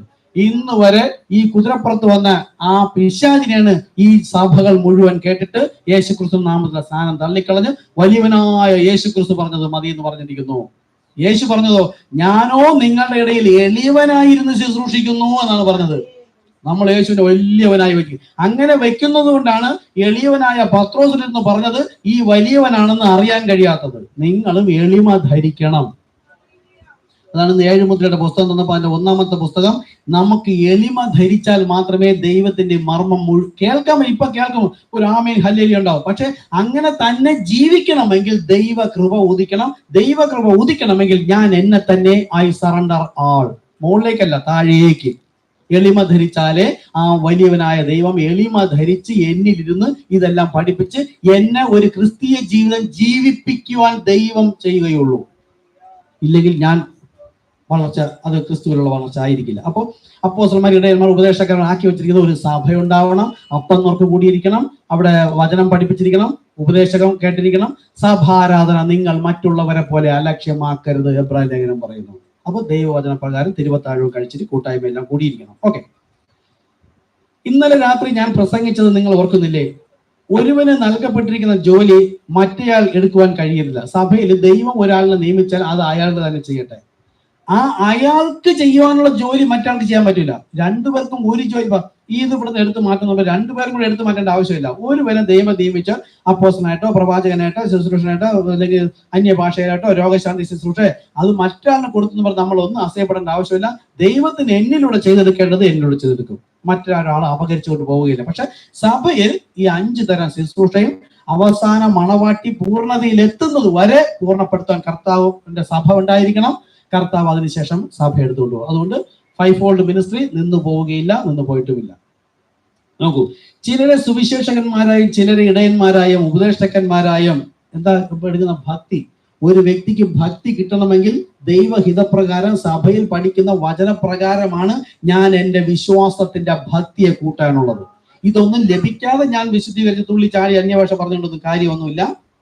സുവിശേഷകനായും ചിലരെ ഇടയന്മാരായും ഉപദേഷ്ടക്കന്മാരായും നിയമിച്ചിരിക്കുന്നു. അത് നാം എല്ലാവരും വിശ്വാസത്താലും ദൈവപുത്രനെ കുറിച്ചുള്ള പരിജ്ഞാനത്തിലുള്ള ഐക്യതയും തികഞ്ഞ പൗരുഷവും ക്രിസ്തുവിന്റെ സമ്പൂർണമായ പ്രായത്തിന്റെ അളവും പ്രാപിക്കുവോളം. കണ്ടോ, എന്ത് പ്രായത്തിന്റെ, ഇതൊക്കെ നമ്മൾ പണ്ടേ വായിച്ചു പോയി. സമ്പൂർണനായ ക്രിസ്തുവിന്റെ സമ്പൂർണനായ പ്രായത്തിന്റെ അളവ് പ്രാപിക്കുവോളം. കന്യകയിൽ ജനിച്ചു വന്ന യേശുവിനെ ഇന്ന് ഞാൻ വിശ്വസിച്ച കാര്യമല്ല. സ്നാനമേൽക്കുന്നതിന് മുമ്പുള്ള യേശുവിനെ അറിഞ്ഞിട്ടും കാര്യമല്ല. വിശ്വാസ സ്നാനം സ്വീകരിച്ച് ദൈവത്തിന്റെ സന്നിധിയിൽ വന്നു നിൽക്കുന്നതായ യേശു ക്രിസ്തുവിനെ അവിടെ മുതൽ ആദ്യം നമ്മൾ മനസ്സിലാക്കേണ്ടത്, ഒരു പരിശോധകൻ എപ്പോഴും കൂടെയുണ്ട്. തെറ്റിക്കുന്നവൻ യേശുവിന്റെ കൂടെ തന്നെ ഉണ്ടായിരുന്നത് ശരീരമായി യൂദ. അത് നാം തിരിച്ചറിയണം. ഓരോ ഇഞ്ച്, നമ്മൾ നല്ല പ്രസംഗം കേട്ട്, ഒരു ക്രിസ്തു വിശ്വാസിക്ക് ഓരോ ഇഞ്ചും പോരാടേണ്ടതുണ്ട്. ഈസിയായ ജീവിതമല്ല ക്രിസ്തീയ ജീവിതം. പലപ്പോഴും എന്നെ തെറ്റിക്കുന്ന ഒരുപാട് സാഹചര്യം, എല്ലാം ശരിയെന്ന് തോന്നുന്ന തരത്തിൽ പിശാച് വന്നിട്ട് ഒറിജിനലാക്കി തരും. വേണമെങ്കിൽ ഒരു ദർശനവും കാണിച്ചു തരും. ദൈവം തന്നെയാണ്. അങ്ങനെയെങ്കിൽ ഈ അന്ത്യകാലത്ത് ഇങ്ങനൊരു സഭ അല്ലാതെ വേറൊരു സഭ ഉണ്ടോന്ന് അന്വേഷിക്കണം. ഇതുപോലെ പച്ചപ്പുഴ വീട്ടിൽ തുള്ളം മടക്കി തരുന്ന ഒരു സഭയുണ്ടോ നോക്കണം. ഈ കുതിരപ്പുറത്ത് വന്ന ഈ അടുത്ത സമയത്ത് പലരും പറഞ്ഞു, പാസ്റ്റർമാര് കുതിരപ്പുറത്തുള്ളവരൊന്നും പുറപ്പെട്ടു വന്നില്ല. 1-ാമത്തെ ദൂതൻ പോലും വന്നിട്ടില്ല എന്നാ. ഇത് പിശാച. 1-ാമത്തെ ദൂതൻ വന്നിട്ടാണ് അപ്പോസ്തലർ പ്രവൃത്തി 4:17-18 പറഞ്ഞത്. യേശുക്രിസ്തു നാമം അശേഷം മിണ്ടരുത്, ആരോട് ഉപദേശിക്കരുത്. ഇവർ പുറപ്പെട്ടു വന്നു എന്നത് ഇപ്പൊ അന്ത്യനാളിലാണ് എല്ലാ മർമ്മങ്ങളും അറിയിക്കും എന്ന് പറഞ്ഞ് തുറന്നു കഴിഞ്ഞിരിക്കുന്നു. ഓക്കെ, അപ്പൊ സഭ ഇവിടെ എന്താ പറയുന്നത്? ക്രിസ്തുവിന്റെ സമ്പൂർണമായ പ്രായത്തിന്റെ അളവ്. ആദ്യം പാൽ കുടിക്കേണ്ട സമയത്ത് പാൽ കുടിക്കുക. വളർച്ചയുടെ ഓരോ ഘട്ടങ്ങളിൽ കർത്താവ് ചെയ്തതുപോലെ, വിശ്വാസത്തിന്റെ മാറ്റങ്ങൾ വന്നതുപോലെ അവസാനം അങ്ങനെ വിശ്വാസം വർദ്ധിച്ച്, വീര്യം വർദ്ധിച്ച്, ഇന്ദ്രിയം വർദ്ധിച്ചു വരുമ്പോൾ എന്ത് ചെയ്യും? ശത്രുവും പ്രബലപ്പെടും. 1/2 കിലോ വെയിറ്റുമായി നിൽക്കുന്ന എന്നെ തള്ളിയിടണമെങ്കിൽ 100 ഗ്രാം വെയിറ്റ് കൊണ്ട് നിറഞ്ഞാൽ വീഴില്ല. അതിലും വലിയ വെയിറ്റിലാണ് ഞാൻ നിൽക്കുന്നത്. എന്നെ തള്ളിയിടണമെങ്കിൽ ഇതിലും അധികം ലോക സുഖ സൗകര്യങ്ങളാകുന്ന പ്രതാപങ്ങൾ അവൻ മോടിയോടുകൂടെ സൗന്ദര്യത്തോടുകൂടെ ഞാൻ വർഷങ്ങൾ കൊണ്ട് ആഗ്രഹിച്ച് നടക്കാത്ത കാര്യം അങ്ങനെ തന്നെ, അല്ലെങ്കിൽ പുരോഗതി അന്ന് വരെയും പറയാത്തത് പ്രവർത്തിക്കാത്തത്, എന്റെ പല സംശയങ്ങളുടെ ചോദ്യം നെഗറ്റീവ് ആയിരിക്കും വരുന്നത്. ഞാൻ കണ്ട കർത്താവിനോട് ചോദിച്ചതാ, ദൈവത്തിന്റെ ആത്മാവ് എന്നോട് ഇടപെട്ടു, മറ്റൊരു വ്യക്തിയോട് ഇടപെട്ടു. പക്ഷെ അത് ഇണവചനമുണ്ടോ, ബൈബിളുമായി ടാലിയായി പോകുന്നു എന്ന് നോക്കിയിട്ട് മിണ്ടാതെ നിൽക്കുക. ഇല്ല എങ്കിൽ അപ്പോൾ ക്രിസ്തുവിന്റെ സമ്പൂർണമായ പ്രായത്തിന്റെ അളവ്, വളർച്ചയുടെ ഓരോ ഘട്ടത്തിലും പ്രതികൂലം വർദ്ധിച്ചുകൊണ്ടേയിരുന്നു. അപ്പോഴും ആ എബ്രായ ബാലന്മാരുടെ തീ ഒരു ഇരട്ടിയല്ല. അവരുടെ വിശ്വാസം അത്രയേറെ വലിയതെന്ന് അവിടുത്തെ രാജാവിന് മനസ്സിലായിട്ട് പ്രതികൂലം 7 ഇരട്ടി വർദ്ധിപ്പിച്ചപ്പോൾ ഇവരുടെ വിശ്വാസം 7 ഇരട്ടിയിൽ അധികമായി. എങ്കിലേ പ്രതികൂലത്തെ തകർക്കാൻ കഴിയും. നമ്മളാണോ ചെറിയൊരു വിശ്വാസം എന്തെങ്കിലും വന്നാൽ മതി, പിശാചാണെന്ന് പക്ക അറിയാമെങ്കിലും ആ സാഹചര്യത്തിൽ അവിടെ നിൽക്കും. ഇന്ന് പോണില്ല, എനിക്ക് വയ്യ, കൈ വയ്യ, കാല് വയ്യ, മഴക്കോള്, നല്ല മഴക്കോള്. ഇവിടെ നമ്മൾ കേട്ട് ഒരു ക്രിസ്തു വിശ്വാസം മഴയാണെങ്കിലും പോയിരിക്കും, വെയിലാണെങ്കിലും പോയിരിക്കും, മരണത്തിലൂടെയാണെങ്കിലും പോയിരിക്കും. കാരണം പോകുന്ന വഴിയിൽ മരിച്ചു വീണാൽ ആ നിമിഷം അടുത്ത കർത്താവിനെ കാണാം. മരണപര്യന്തം വിശ്വസ്തനായിരിക്കുക. പരീക്ഷ, ഇതെല്ലാം പരീക്ഷയാ. പരീക്ഷ സഹിക്കുന്ന മനുഷ്യൻ ഭാഗ്യവാൻ എന്നാണ് പറഞ്ഞിരിക്കുന്നത്. ബാക്കിയൊക്കെ നമ്മൾ കരുതണം. അപ്പൊ കുടയില്ലാതിന് വരാതിരിക്കും, കുഴപ്പമൊന്നുമില്ല. കുട നമ്മൾ നേരത്തെ കരുതണം, ഓരോന്നും കരുതണം. പ്രതികൂലം മുമ്പിലുണ്ടെങ്കിൽ ആയുധം നമ്മൾ കരുതിയിരിക്കണം. നമ്മുടെ ആയുധം ഒന്നാമത്തെ വചനമാണ്. ഇനി അങ്ങനെ സാക്ഷ്യങ്ങൾക്ക് പറയുന്നുണ്ട്, മഴയെ ശാസിക്കാൻ നമുക്ക് അധികാരമുണ്ട്. കർത്താവ്, ഞാൻ ആലയത്തിൽ പോകണം, മഴയെ യേശുക്രിസ്തു കാർമേഘമേ നീങ്ങിപ്പോ, കാറ്റിനോട് പറയണം. യെശയ്യാപ്രവാചകൻ 32 പറയുന്നുണ്ട്, അസ്ഥികളെ ഉയർത്തെന്നിട്ട് കാറ്റിനോട് കിഴക്കെന്നും പടിഞ്ഞാറെന്നും വന്ന് ജീവൻ വയ്ക്കുക, നാടിഞ്ഞെലുമ്പുകൾ വയ്ക്കുക. അത് സംഭവിക്കും. നമുക്ക് മാതൃക വെച്ച് നമുക്ക് പറ്റുമോ? എന്റെ അപ്പം പണ്ടേ മരിച്ചു പോയതാ. അല്പം പോലും കടുകുമണിയോടെ വിശ്വാസം ഉണ്ടെങ്കിൽ പറഞ്ഞാൽ ദൈവഹിതം കൂടെ ആയിരിക്കണം. ചുമ്മാ എന്റെ പപ്പയുടെ പപ്പ മരിച്ചു പോയിട്ട് വർഷങ്ങളായി, ഞാനിപ്പം ജീവിപ്പിക്കും, അത് ദൈവത്തിന് പദ്ധതിയൊന്നുമില്ല. അദ്ദേഹം ഉയർത്തുന്നതിലൂടെ ഇവിടെ എന്ത് നടനായിട്ട്? ദൈവത്തിന് ഒരു പദ്ധതിയില്ല. അങ്ങനെയുണ്ടെങ്കിൽ ഒരു ഗുണവും ഉണ്ടാവില്ല. അത് നമ്മൾ രാവിലെ കേട്ടത് ദൈവഹിതപ്രകാരമാണ് യേശു ചെയ്തത് മുഴുവനും. ആ യേശുവിന്റെ വളർച്ചയുടെ ഓരോ കാലഘട്ടത്തിലും പ്രതികൂലം വർദ്ധിച്ചപ്പോൾ ആ പ്രതികൂലത്തെ വിടുവിക്കേണ്ടതിന്റെ ആവശ്യകത ദൈവത്തിന് ഇല്ല എങ്കിൽ ഞാൻ അവിടെ നിന്ന് എത്ര പ്രാർത്ഥിച്ചാലും നടക്കില്ല. ആ മല്ലന്മാരെ, വൻമതിലുകളും മല്ലന്മാരും, പരീശന്മാർ മല്ലന്മാർ വന്നപ്പോഴത്തേക്ക് ഇസ്രായേൽ ജനമാണ് ദൈവത്തിന്റെ സൈന്യം. സർവായുധ വർഗം അണിയിച്ച് ദൈവം നിർത്തിയിരിക്കുന്ന ഇസ്രായേൽ ജനം നോക്കിയപ്പോ ഇത്രയും വലിയ മല്ലന്മാര്, മറ്റേ പൊക്കോളവരും, ഗോലിയാത്ത് മല്ലനാ ഗോലിയാത്ത് നിൽക്കുന്നു, നമ്മളെ നോക്കുമ്പോൾ പുഴു പോലെ ഇരിക്കുന്നു, നമ്മളെങ്ങനെ വിടുവിക്കും? അപ്പോഴാണ് അതിനേക്കാളും പുഴുവായിട്ടുള്ള വേറെ ഒരുത്തൻ കയറി വന്നിട്ട് അവനറിയാം, ഇപ്പൊ ഈ പ്രതികൂലത്തിനിടയിൽ പ്രവർത്തിക്കാൻ ഒരു ശരീരം ഉണ്ടായാൽ മതി, വചനം വിശ്വസിച്ചാൽ മതി, എന്റെ ഭുജം നിന്നെ താങ്ങിക്കൊള്ളും. അവൻ ശത്രുവിന്റെ വലിപ്പം നോക്കിയില്ല. 7 ഇരട്ടി വർദ്ധിച്ചു. മഴ, കാർമേഘം, കോള്, കാലുവയ്യ, നീര്, വേദന, വെപ്രാളം, മരുന്ന് കഴിച്ചതേ ഉള്ളൂ, തലയിറങ്ങി വീണാലോ? ഒന്നുമില്ല. കരുതുന്നവൻ ഞാനല്ലയോ, കലങ്ങുന്നത് എന്തിനു നീ? ഇറങ്ങി പുറപ്പെട്ടാലേ ദൈവത്തിന് പ്രവർത്തിക്കാൻ കഴിയുള്ളൂ. വീട്ടിലിരുന്നിട്ട് പ്രവർത്തിച്ചാലേ, വീട്ടിൽ ഇരിക്കാനല്ലല്ലോ വിളിച്ചത്. ശക്തി ലഭിച്ചാൽ ഇറങ്ങി പുറപ്പെടാനാണ്. അപ്പോൾ കർത്താവിന്റെ വളർച്ചയുടെ പൂർണ്ണതയാണ് നമ്മളിവിടെ പഠിച്ചുകൊണ്ടിരിക്കുന്നത്. 2 പത്രോസ് 1-1 അവിടെ പറയുന്ന ഈ 7 കാര്യങ്ങളും ഓരോ ഘട്ടങ്ങളിലും നമ്മുടെ വിശ്വാസം ഈ തരത്തിലെല്ലാം വരുമ്പോഴത്തേക്കും ക്ഷമ പഠിപ്പിച്ചെന്താണ്? ഇവിടെ എത്തുമ്പോൾ പ്രതികൂലം വളരെ ആയിരിക്കും. സ്നാനപ്പെട്ട് വന്നപ്പോൾ ഉള്ള പ്രതികൂലം അല്ല, ഇത് വർദ്ധിച്ചു വരുന്നതോറും ശത്രുവിന് അറിയാം യവനെ ഇനി പിടിച്ചാൽ കെട്ടില്ല. അപ്പൊ യവനെ കഠിനമായി ഒന്ന് ഉപദ്രവിച്ചു നോക്കാം, അപവാദം പറഞ്ഞു നോക്കാം, എന്തെങ്കിലും ബുദ്ധിയിൽ കൊണ്ടിട്ട് കൊടുക്കാം, ദർശനം കൊടുത്തു നോക്കാം, ചിന്ത കൊടുത്തു നോക്കാം. അപ്പോഴും പിശാചിൻ്റെതാണെന്ന് പറഞ്ഞുകൊണ്ട് ക്ഷമയോടെ കാത്തിരുന്നാൽ വിജയം നിശ്ചയം. ദൈവം പ്രവർത്തിക്കും.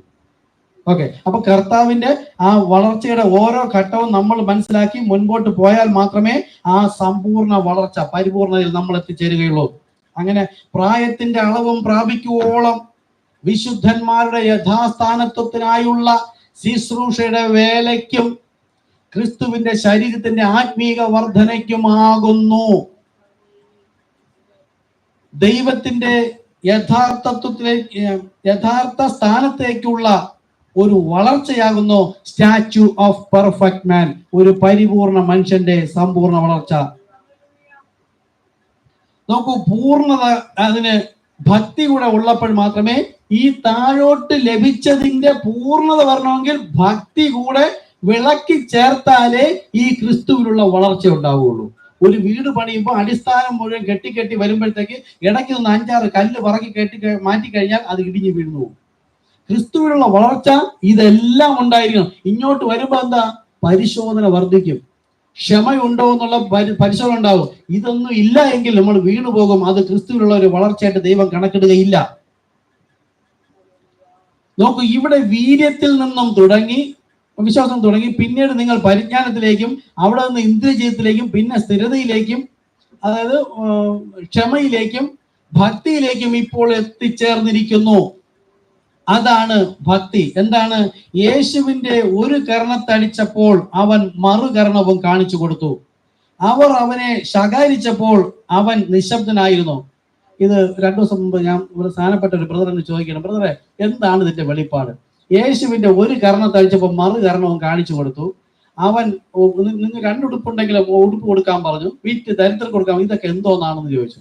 അപ്പൊ നമ്മള് ഒരു കർണത്തിൽ ഇപ്പൊ ഒരു കാര്യം ഒന്ന് അടിച്ചെന്നാ ഇപ്പം അടിച്ചിട്ട് പോ, നീ അടിക്കാതെ പോവില്ല. യേശു പറഞ്ഞു എന്ന് പറഞ്ഞുകൊണ്ട് അടിക്കാനല്ല, കർത്താവിന്റെ നാമത്തെ നിമിത്തം നമ്മൾ ട്രാക്ക് കൊടുക്കാൻ പോയി. ഒരു നമ്മെ ഉപദ്രവിക്കാണ്, ഒരു കർണത്തെ അടിച്ചു, ഞാൻ ഉടനെ ഓടി വിളിക്കേണ്ടവനല്ല സഹോദര. ഞാൻ അറിയിക്കുമെന്ന് ജീവന്റെ വചനമാണ്. അതാണ് നിങ്ങളുടെ ആത്മീക വർധനവനാണ്. അത് കേൾക്കുമ്പോൾ അവിടെ നിൽക്കുകയാണ്, ചിലപ്പോൾ അടുത്ത അടിയും കിട്ടും. അല്ല, ട്രാക്ക് കൊടുക്കാൻ പോയപ്പോഴത്തേക്ക് പ്രതികൂലം വന്നപ്പോൾ ഓടിയവരുണ്ട്, ഇവിടെ ബോക്സിന്റെ പുറകെ പോയി ഒളിച്ചവരുണ്ട്.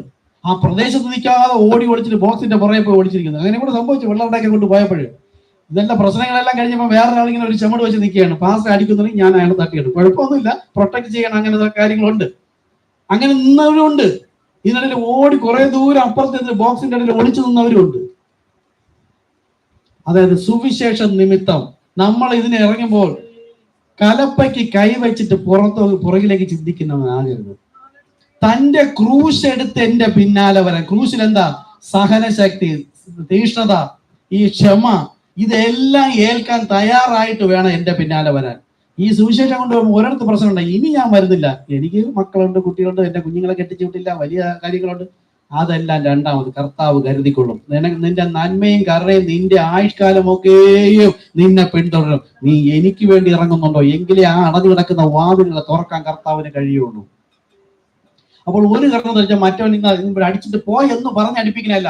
അവിടെ നിന്റെ സ്നേഹം, ഈ അവൻ ദേഷ്യപ്പെട്ട് നിൽക്കുകയാണ്. സൗമ്യതയുടെ വർത്താനം കേൾക്കുമ്പോൾ തന്നെ പൂർണ്ണതല്ല, അതുകൊണ്ട് അടി വരും. ഞാൻ ഇത്ര അടി കൊടുത്ത് ആക്രോശം, സൗമ്യത നിൽക്കുന്നു.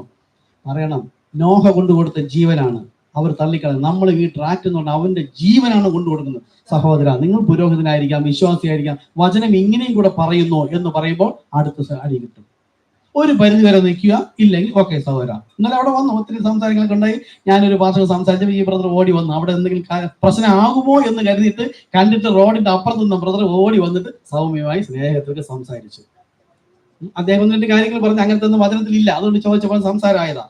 അപ്പൊ അടുത്ത്, നിങ്ങൾക്ക് 2 വസ്ത്രമുണ്ടെങ്കിൽ വസ്ത്രമില്ലാത്തവന് കൊടുക്കുവേൻ. എനിക്ക് 2-3 ഉടുപ്പുണ്ട്, ഞാൻ ഉടുപ്പ് വാരി വിതരണം ചെയ്യാനല്ല.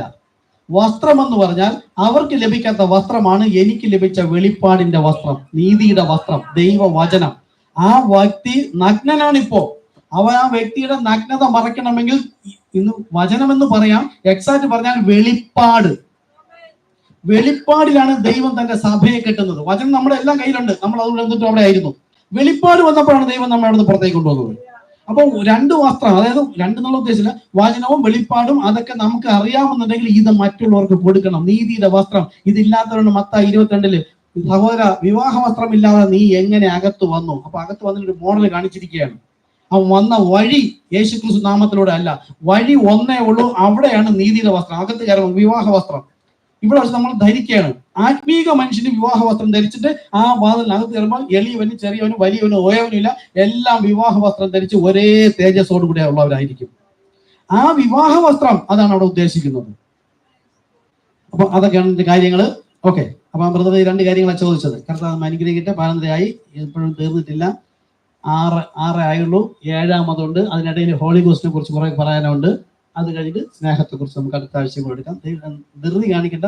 ഞാൻ പറഞ്ഞില്ല, അടുത്ത ആഴ്ച മുതൽ പ്രവാചകൻ വരേണ്ടതിന്റെ ആവശ്യകത കുറേ വചനങ്ങളുണ്ട്, നമുക്കത് എടുക്കാം. പക്ഷെ ഈ കെട്ടപ്പെടുന്നത് കൃത്യമായിട്ടല്ലായ ഞാൻ എത്ര തന്നെ ഭക്തി കൂട്ടിയാലും ഇതില്ല എങ്കിൽ ദൈവസന്നിധിയിൽ പോവില്ല.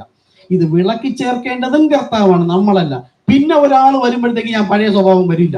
നമ്മളൊക്കെ ഇന്നും വരുന്നവരാ, പഴയ സ്വഭാവം കയറി വരുന്നു. അതെല്ലാം ഉപേക്ഷിച്ചിട്ട് ഇതെല്ലാം വിശ്വാസം, വീര്യം, പരിജ്ഞാനം, ഇന്ദ്രിയം, ക്ഷമ കൂടെ എന്നിട്ടാണ് ഭക്തി. അപ്പൊ എന്തില്ല? ഒന്നാമത്തെ വിശ്വാസം പോലും ആയിട്ടില്ല. നമ്മൾ നോക്കുമ്പോൾ ലോകം, നിങ്ങൾ അതിന് കുറെ കാലം കൊണ്ടേ പഠിപ്പിക്കണല്ലോ, ഇത് ദൈവ ഇഷ്ടമാണ്. ലോക മനുഷ്യർ അങ്ങനെയല്ല, നേരെ തല തിരിഞ്ഞ ഇങ്ങനെയാണ്. ഇതാണ് ദൈവത്തിന്റെ രീതി. ഈ ലോകത്തെ സഭ എങ്ങനെയാണ്? ഇവിടെ നിന്ന് ഇങ്ങോട്ടാണ്. എന്ത് മനസ്സിലായി? ഒരു പുരോഹിതൻ വന്ന് സുവിശേഷം അറിയിച്ചിട്ട് ജനത്തെ കൂട്ടുമ്പോൾ സഭ വളർന്ന് വളർന്ന് വളർന്ന് വളർന്ന് ഒരു വയ്ക്കോ പന്തല് തലകുത്തനെ വെച്ചാൽ എങ്ങനെ ഇരിക്കും, അതുപോലെ ഇതിനെ തിരിച്ചു വെച്ചാൽ സഭകൾ മുഴുവൻ ജനം, ധാരാളം ജനം. തുടങ്ങിയത് ഒന്നിൽ നിന്ന്, ഒരു പാസ്റ്ററോ ഭാര്യ, ഒന്ന് രണ്ട് സുഹൃത്തുക്കളോ ഒന്ന് തുടങ്ങിയിട്ട് സഭ നിറയെ ജനം. പക്ഷെ യഥാർത്ഥത്തിൽ ദൈവം വളർത്തിക്കൊണ്ടുവന്ന സഭയാണെങ്കിൽ വിശ്വാസം ഒരുപാട് ജനം ഇരിക്കുന്നു. നമ്മൾ എന്തൊക്കെയോ ആണെന്ന് വിചാരിച്ചിരിക്കുന്നത്. ഇവിടെ ഒന്നാമത്തെ ഘട്ടം പഠിപ്പിക്കുന്നു വിശ്വാസം. ഇത് കേൾക്കുമ്പോൾ തന്നെ അവന്റെ ഒരു വീര്യം, വിശ്വാസം വേറെ ഒരു സഭയിലും ഇത്രയും കാലം ഞാൻ ഇത് ആരും പഠിപ്പിച്ചില്ല. അവന്റെ ഒരു ഉപദേശം വന്നിരിക്കുന്നു, ജനം പൊഴിഞ്ഞുകൊണ്ടേയിരിക്കും. വിശ്വാസം നിൽക്കുന്നു എന്ന് പറയുന്ന ഒരു വീര്യപ്രവൃത്തിയുള്ളവ എല്ലാം പൊഴിഞ്ഞുകൊണ്ടേയിരിക്കും. അങ്ങനെ പൊഴിഞ്ഞു ഓരോന്നും വരുമ്പോഴത്തേക്ക് ഇവിടെ ക്ഷമ. പിന്നെ അങ്ങേര് പറയുമ്പോൾ ഞാൻ എല്ലാം കേട്ടിട്ട് അവിടെ ഇരിക്കാൻ പോകണം, എനിക്ക് വേറെ പണിയൊന്നുമില്ല. ജനം പോയിക്കൊണ്ടേയിരിക്കും. ഇത് ദൈവത്തിന്റെ സഭയാ. അങ്ങനെ കെട്ടപ്പെട്ട് മുകളിലേക്ക് വരുമ്പോൾ ഭക്തിയുടെ കാര്യം വന്ന് അടുത്ത സഹോദര പ്രീതി വരുമ്പോൾ ഇന്ന് നോക്കിയതിനകത്ത് ആക്കും ഞാൻ ഉൾപ്പെടെ വിശ്വാസ സ്നാനം സ്വീകരിച്ച് ഇതിനകത്തിരിക്കുന്ന അപ്പൻ, അമ്മ, മക്കൾ, സഹോദരങ്ങൾ, സുഹൃത്തുക്കൾ, വിശ്വാസികൾ തമ്മിൽ ഭിന്നതയില്ലാത്ത ആരെങ്കിലും ഉണ്ടോ? അതാ പ്രവാചകൻ പറഞ്ഞത്. ഇവിടെ വന്ന് ആലയത്തിൽ വന്ന് വചനം കേട്ട് ആത്മാവ് പ്രാപിച്ച് ലാസ്റ്റ് പ്രയർ കഴിഞ്ഞാൽ മിണ്ടാതെ വാതിലൂടെ ഇറങ്ങി ബസ് കയറി അല്ലെങ്കിൽ എങ്ങനെ യാത്ര ചെയ്ത് നേരെ വീട്ടിൽ ചെന്ന് ഈ അഭിഷേകത്തോടുകൂടെ വീട്ടിൽ ചെന്നാൽ അവിടെയാണ് ഞാൻ വസിക്കുന്നത്. അവിടെ സ്വസ്ഥതയും സമാധാനവും, അവിടെ ദൈവാത്മാവ് ഇല്ലാത്തവർ ഏക ആത്മാവിലായി അവരും നമ്മളോട് കൂടെ സുവിശേഷവുമായിട്ട് ഇറങ്ങി വരും. ഈ സ്നാനം സ്വീകരിക്കാൻ പറ്റും. പോകുന്നതിന് മുമ്പ് അറിഞ്ഞ അഭാസ ഞാൻ പോണ തിരക്കാണ്, എന്നാലും പറഞ്ഞ മറ്റേ ആ കാര്യം കുറച്ച് വിഷമിത്തിട്ട് പോവുകയാണ്. എങ്ങനെ നിൽക്കുന്നു പറഞ്ഞിട്ട് പോ, ഞാൻ അതിന്റെ പുറകെ പോവുകയാണ്. ഇത്രയും സമയം വചനം കേട്ടോണ്ടിരുന്നതാ. ലോകത്തിന്റെ ചെവി അടയ്ക്കാനാണ് പറഞ്ഞത്. അതും കേട്ടോ അതിനാ പറഞ്ഞത്. ഇതെല്ലാം കഴിഞ്ഞങ്ങ് പോയി, ഒരു കുഴപ്പമില്ല. വീട്ടിൽ പോയി ചുമ്മാ ഒറ്റയ്ക്ക് ഇരിക്കുമ്പോൾ ഈ കാര്യം പിശാച് കൊണ്ടിട്ട് വരും. അയാളുടെ സ്വഭാവം കണ്ട, സ്നാനപ്പെട്ട് ഇത്രയും ദിവസം കഴിഞ്ഞിട്ടാവും കണ്ട. വെറുതെ ആ വ്യക്തി എടുത്തിട്ട് വാശി വൈരാഗ്യം. മറ്റേ വ്യക്തി പറഞ്ഞു തുടങ്ങിയതേ സാത്താനില്ല. ഞാൻ ആത്മാവ് പ്രാപിച്ച അല്ലേ സ്തോത്രം പറഞ്ഞിട്ട് പോയ സിസ്റ്റർ ഒന്ന് പറഞ്ഞു, ബ്രദർ ഒന്ന് പറഞ്ഞിട്ട് പോവാ, കേട്ടില്ല വ്യക്തമായി. പിന്നെ വീട്ടിൽ പോകുമ്പോൾ വിളിക്കുക, എങ്ങനെ ഒന്നുകൂടെ പറയോ? ചെവി പോലും കൊണ്ടുവച്ചു കൊടുക്കരുത് പിശാചിന്റെ പരദൂഷണം കേൾക്കാൻ. ഇതൊക്കെയാണ് ഈ വളർച്ചയുടെ ഓരോ ഘട്ടം. ഇത് പറയുമ്പോൾ പിന്നെ അതൊക്കെ കേൾക്കണ്ടേ, അതിനൊക്കെ ഞാൻ മറുപടി പറയണ്ടേ, വിളിച്ച് ചോദിക്കണ്ടേ. ആങ്ങളുടെ നമ്പർ വാങ്ങിച്ചാൽ കുഴപ്പമൊന്നും. ഇവിടെ പ്രത്യേക നിർദ്ദേശം, ആരുടെ നമ്പർ വാങ്ങിക്കരുത്, വീട്ടിൽ പോയി വിളിക്കരുത്. അത് എനിക്കൊരു ആവശ്യം ഉണ്ടായിരുന്നു. ആവശ്യമുണ്ടെങ്കിൽ പുരോഹിതൻ പറയണം. അത് സഹോദരി ആയതുകൊണ്ട്, അല്ലെങ്കിൽ ഭർത്താവ് ആയതുകൊണ്ട്, അല്ലെങ്കിൽ സഹോദരൻ ആയതുകൊണ്ട്, അല്ലെങ്കിൽ ഞാൻ എനിക്ക് പുരുഷനല്ലേ വിളിക്കാൻ പറ്റുള്ളൂ. ഒന്നിനെ വിളിക്കാൻ പോകരുത്. ലോകത്തിലെ സഭ അങ്ങനെയാണ്, നമ്മൾ ഇരുന്ന സഭയെല്ലാം അങ്ങനെയാണ്. ഇത് പ്രാപിക്കരുത്. അടുത്തതാണ് എടുക്കാൻ പോകുന്നത്. ഇപ്പൊ ഭക്തി ഇന്നിപ്പോ തീർക്കാം. സഹോദര പ്രീതിയിൽ നിന്ന് എങ്ങനെയൊന്ന് വീഴ്ത്തണം. ഇത് കൂടെ പ്രാപിച്ചാലേ പരിശുദ്ധാത്മാവ് പ്രാപിക്കുള്ളൂ. ആ പരിശുദ്ധാത്മാവ് പ്രാപിച്ച സീലിട്ട പിന്നെ ആരാലും മാറ്റാൻ കഴിയില്ല. സ്നേഹം വന്ന തലക്കല് കർത്താവിനോട് കൂടെ സഭയിലേക്ക് പോകാം.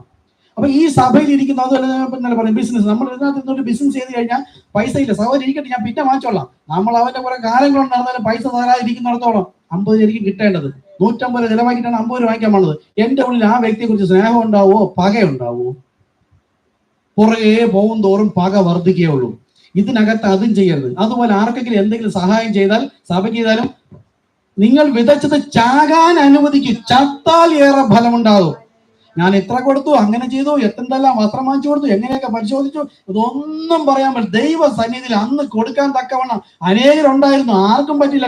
ഞാനല്ലേ കൊടുത്തത്. അതിന് ദൈവത്തിന് നന്ദി കർത്താവേ. എനിക്കും ഇല്ലായ്മയിൽ ദൈവം എവിടെയെങ്കിലും ഒരുക്കും. നിങ്ങൾ ചെയ്യുന്നതൊക്കെയും മനുഷ്യർക്കെന്നല്ല കർത്താവിനെന്ന പോലെ മനസ്സോടെ ചെയ്യുവൻ. പ്രതിഫലം എന്നതോ ഉയരത്തിൽ നിന്ന് വരുന്നു. ആരോടും പറയും. ഇനി കൊടുക്കാൻ വേണ്ടി പറയണല്ല, കൊടുത്തില്ലെങ്കിൽ നിങ്ങൾ വിശ്വാസം നിലനിൽക്കും. അപ്പൊ ഇതൊന്നും കേൾക്കാനോ പറയാനോ ചെവി കൊടുക്കാനോ പോകരുത്. എന്റെ അനുഗ്രഹങ്ങളും ആത്മീയവും ഭൗതികവും വർധനവിലുള്ളത് ഒരുപാട് എന്റെ പിന്നാലെ വന്നുകൊണ്ടിരിക്കുന്നു. പക്ഷെ ഒന്നും നടക്കുന്നില്ലെങ്കിൽ ആലോചിച്ചോളാം, ഞാൻ എവിടെയോ തെറ്റിപ്പോയി. ദൈവത്തിന് അത് എന്നിൽ പണിതെടുക്കാൻ പറ്റുന്നില്ല. എവിടെയാണ് തെറ്റിപ്പോയെന്ന് കർത്താവിനോട് ചോദിക്കുക, സറണ്ടർ ആവുക, മുന്നോട്ട് പോവുക. ആർക്കും തടയാൻ കഴിയാത്ത തരത്തിൽ കർത്താവ് വാതിൽ തുറക്കും. അതാ ദൈവത്തിന്റെ വചനം. അപ്പോൾ ഓരോന്നും പണിതിട്ട് ഇവിടെ വരുമ്പോ ഇതിനകത്തുള്ള പ്രത്യേകിച്ച് സഹോദരി, എന്റെ അമ്മ പ്രസവിച്ച പപ്പയുടെ മക്കൾ എന്നുള്ളതല്ല, ക്രിസ്തുവിൽ വിശ്വാസ സ്നാനം സ്വീകരിച്ച് ഒന്നായി വന്ന സഭയിലുള്ള വിശ്വാസം, അത് എന്റെ ബന്ധത്തിന് സ്വന്തം ഏത് മുറയുന്നാലും ശരി ഇത് തകർക്കുക എന്നതാണ് പിശാചിന്റെ തന്ത്രം.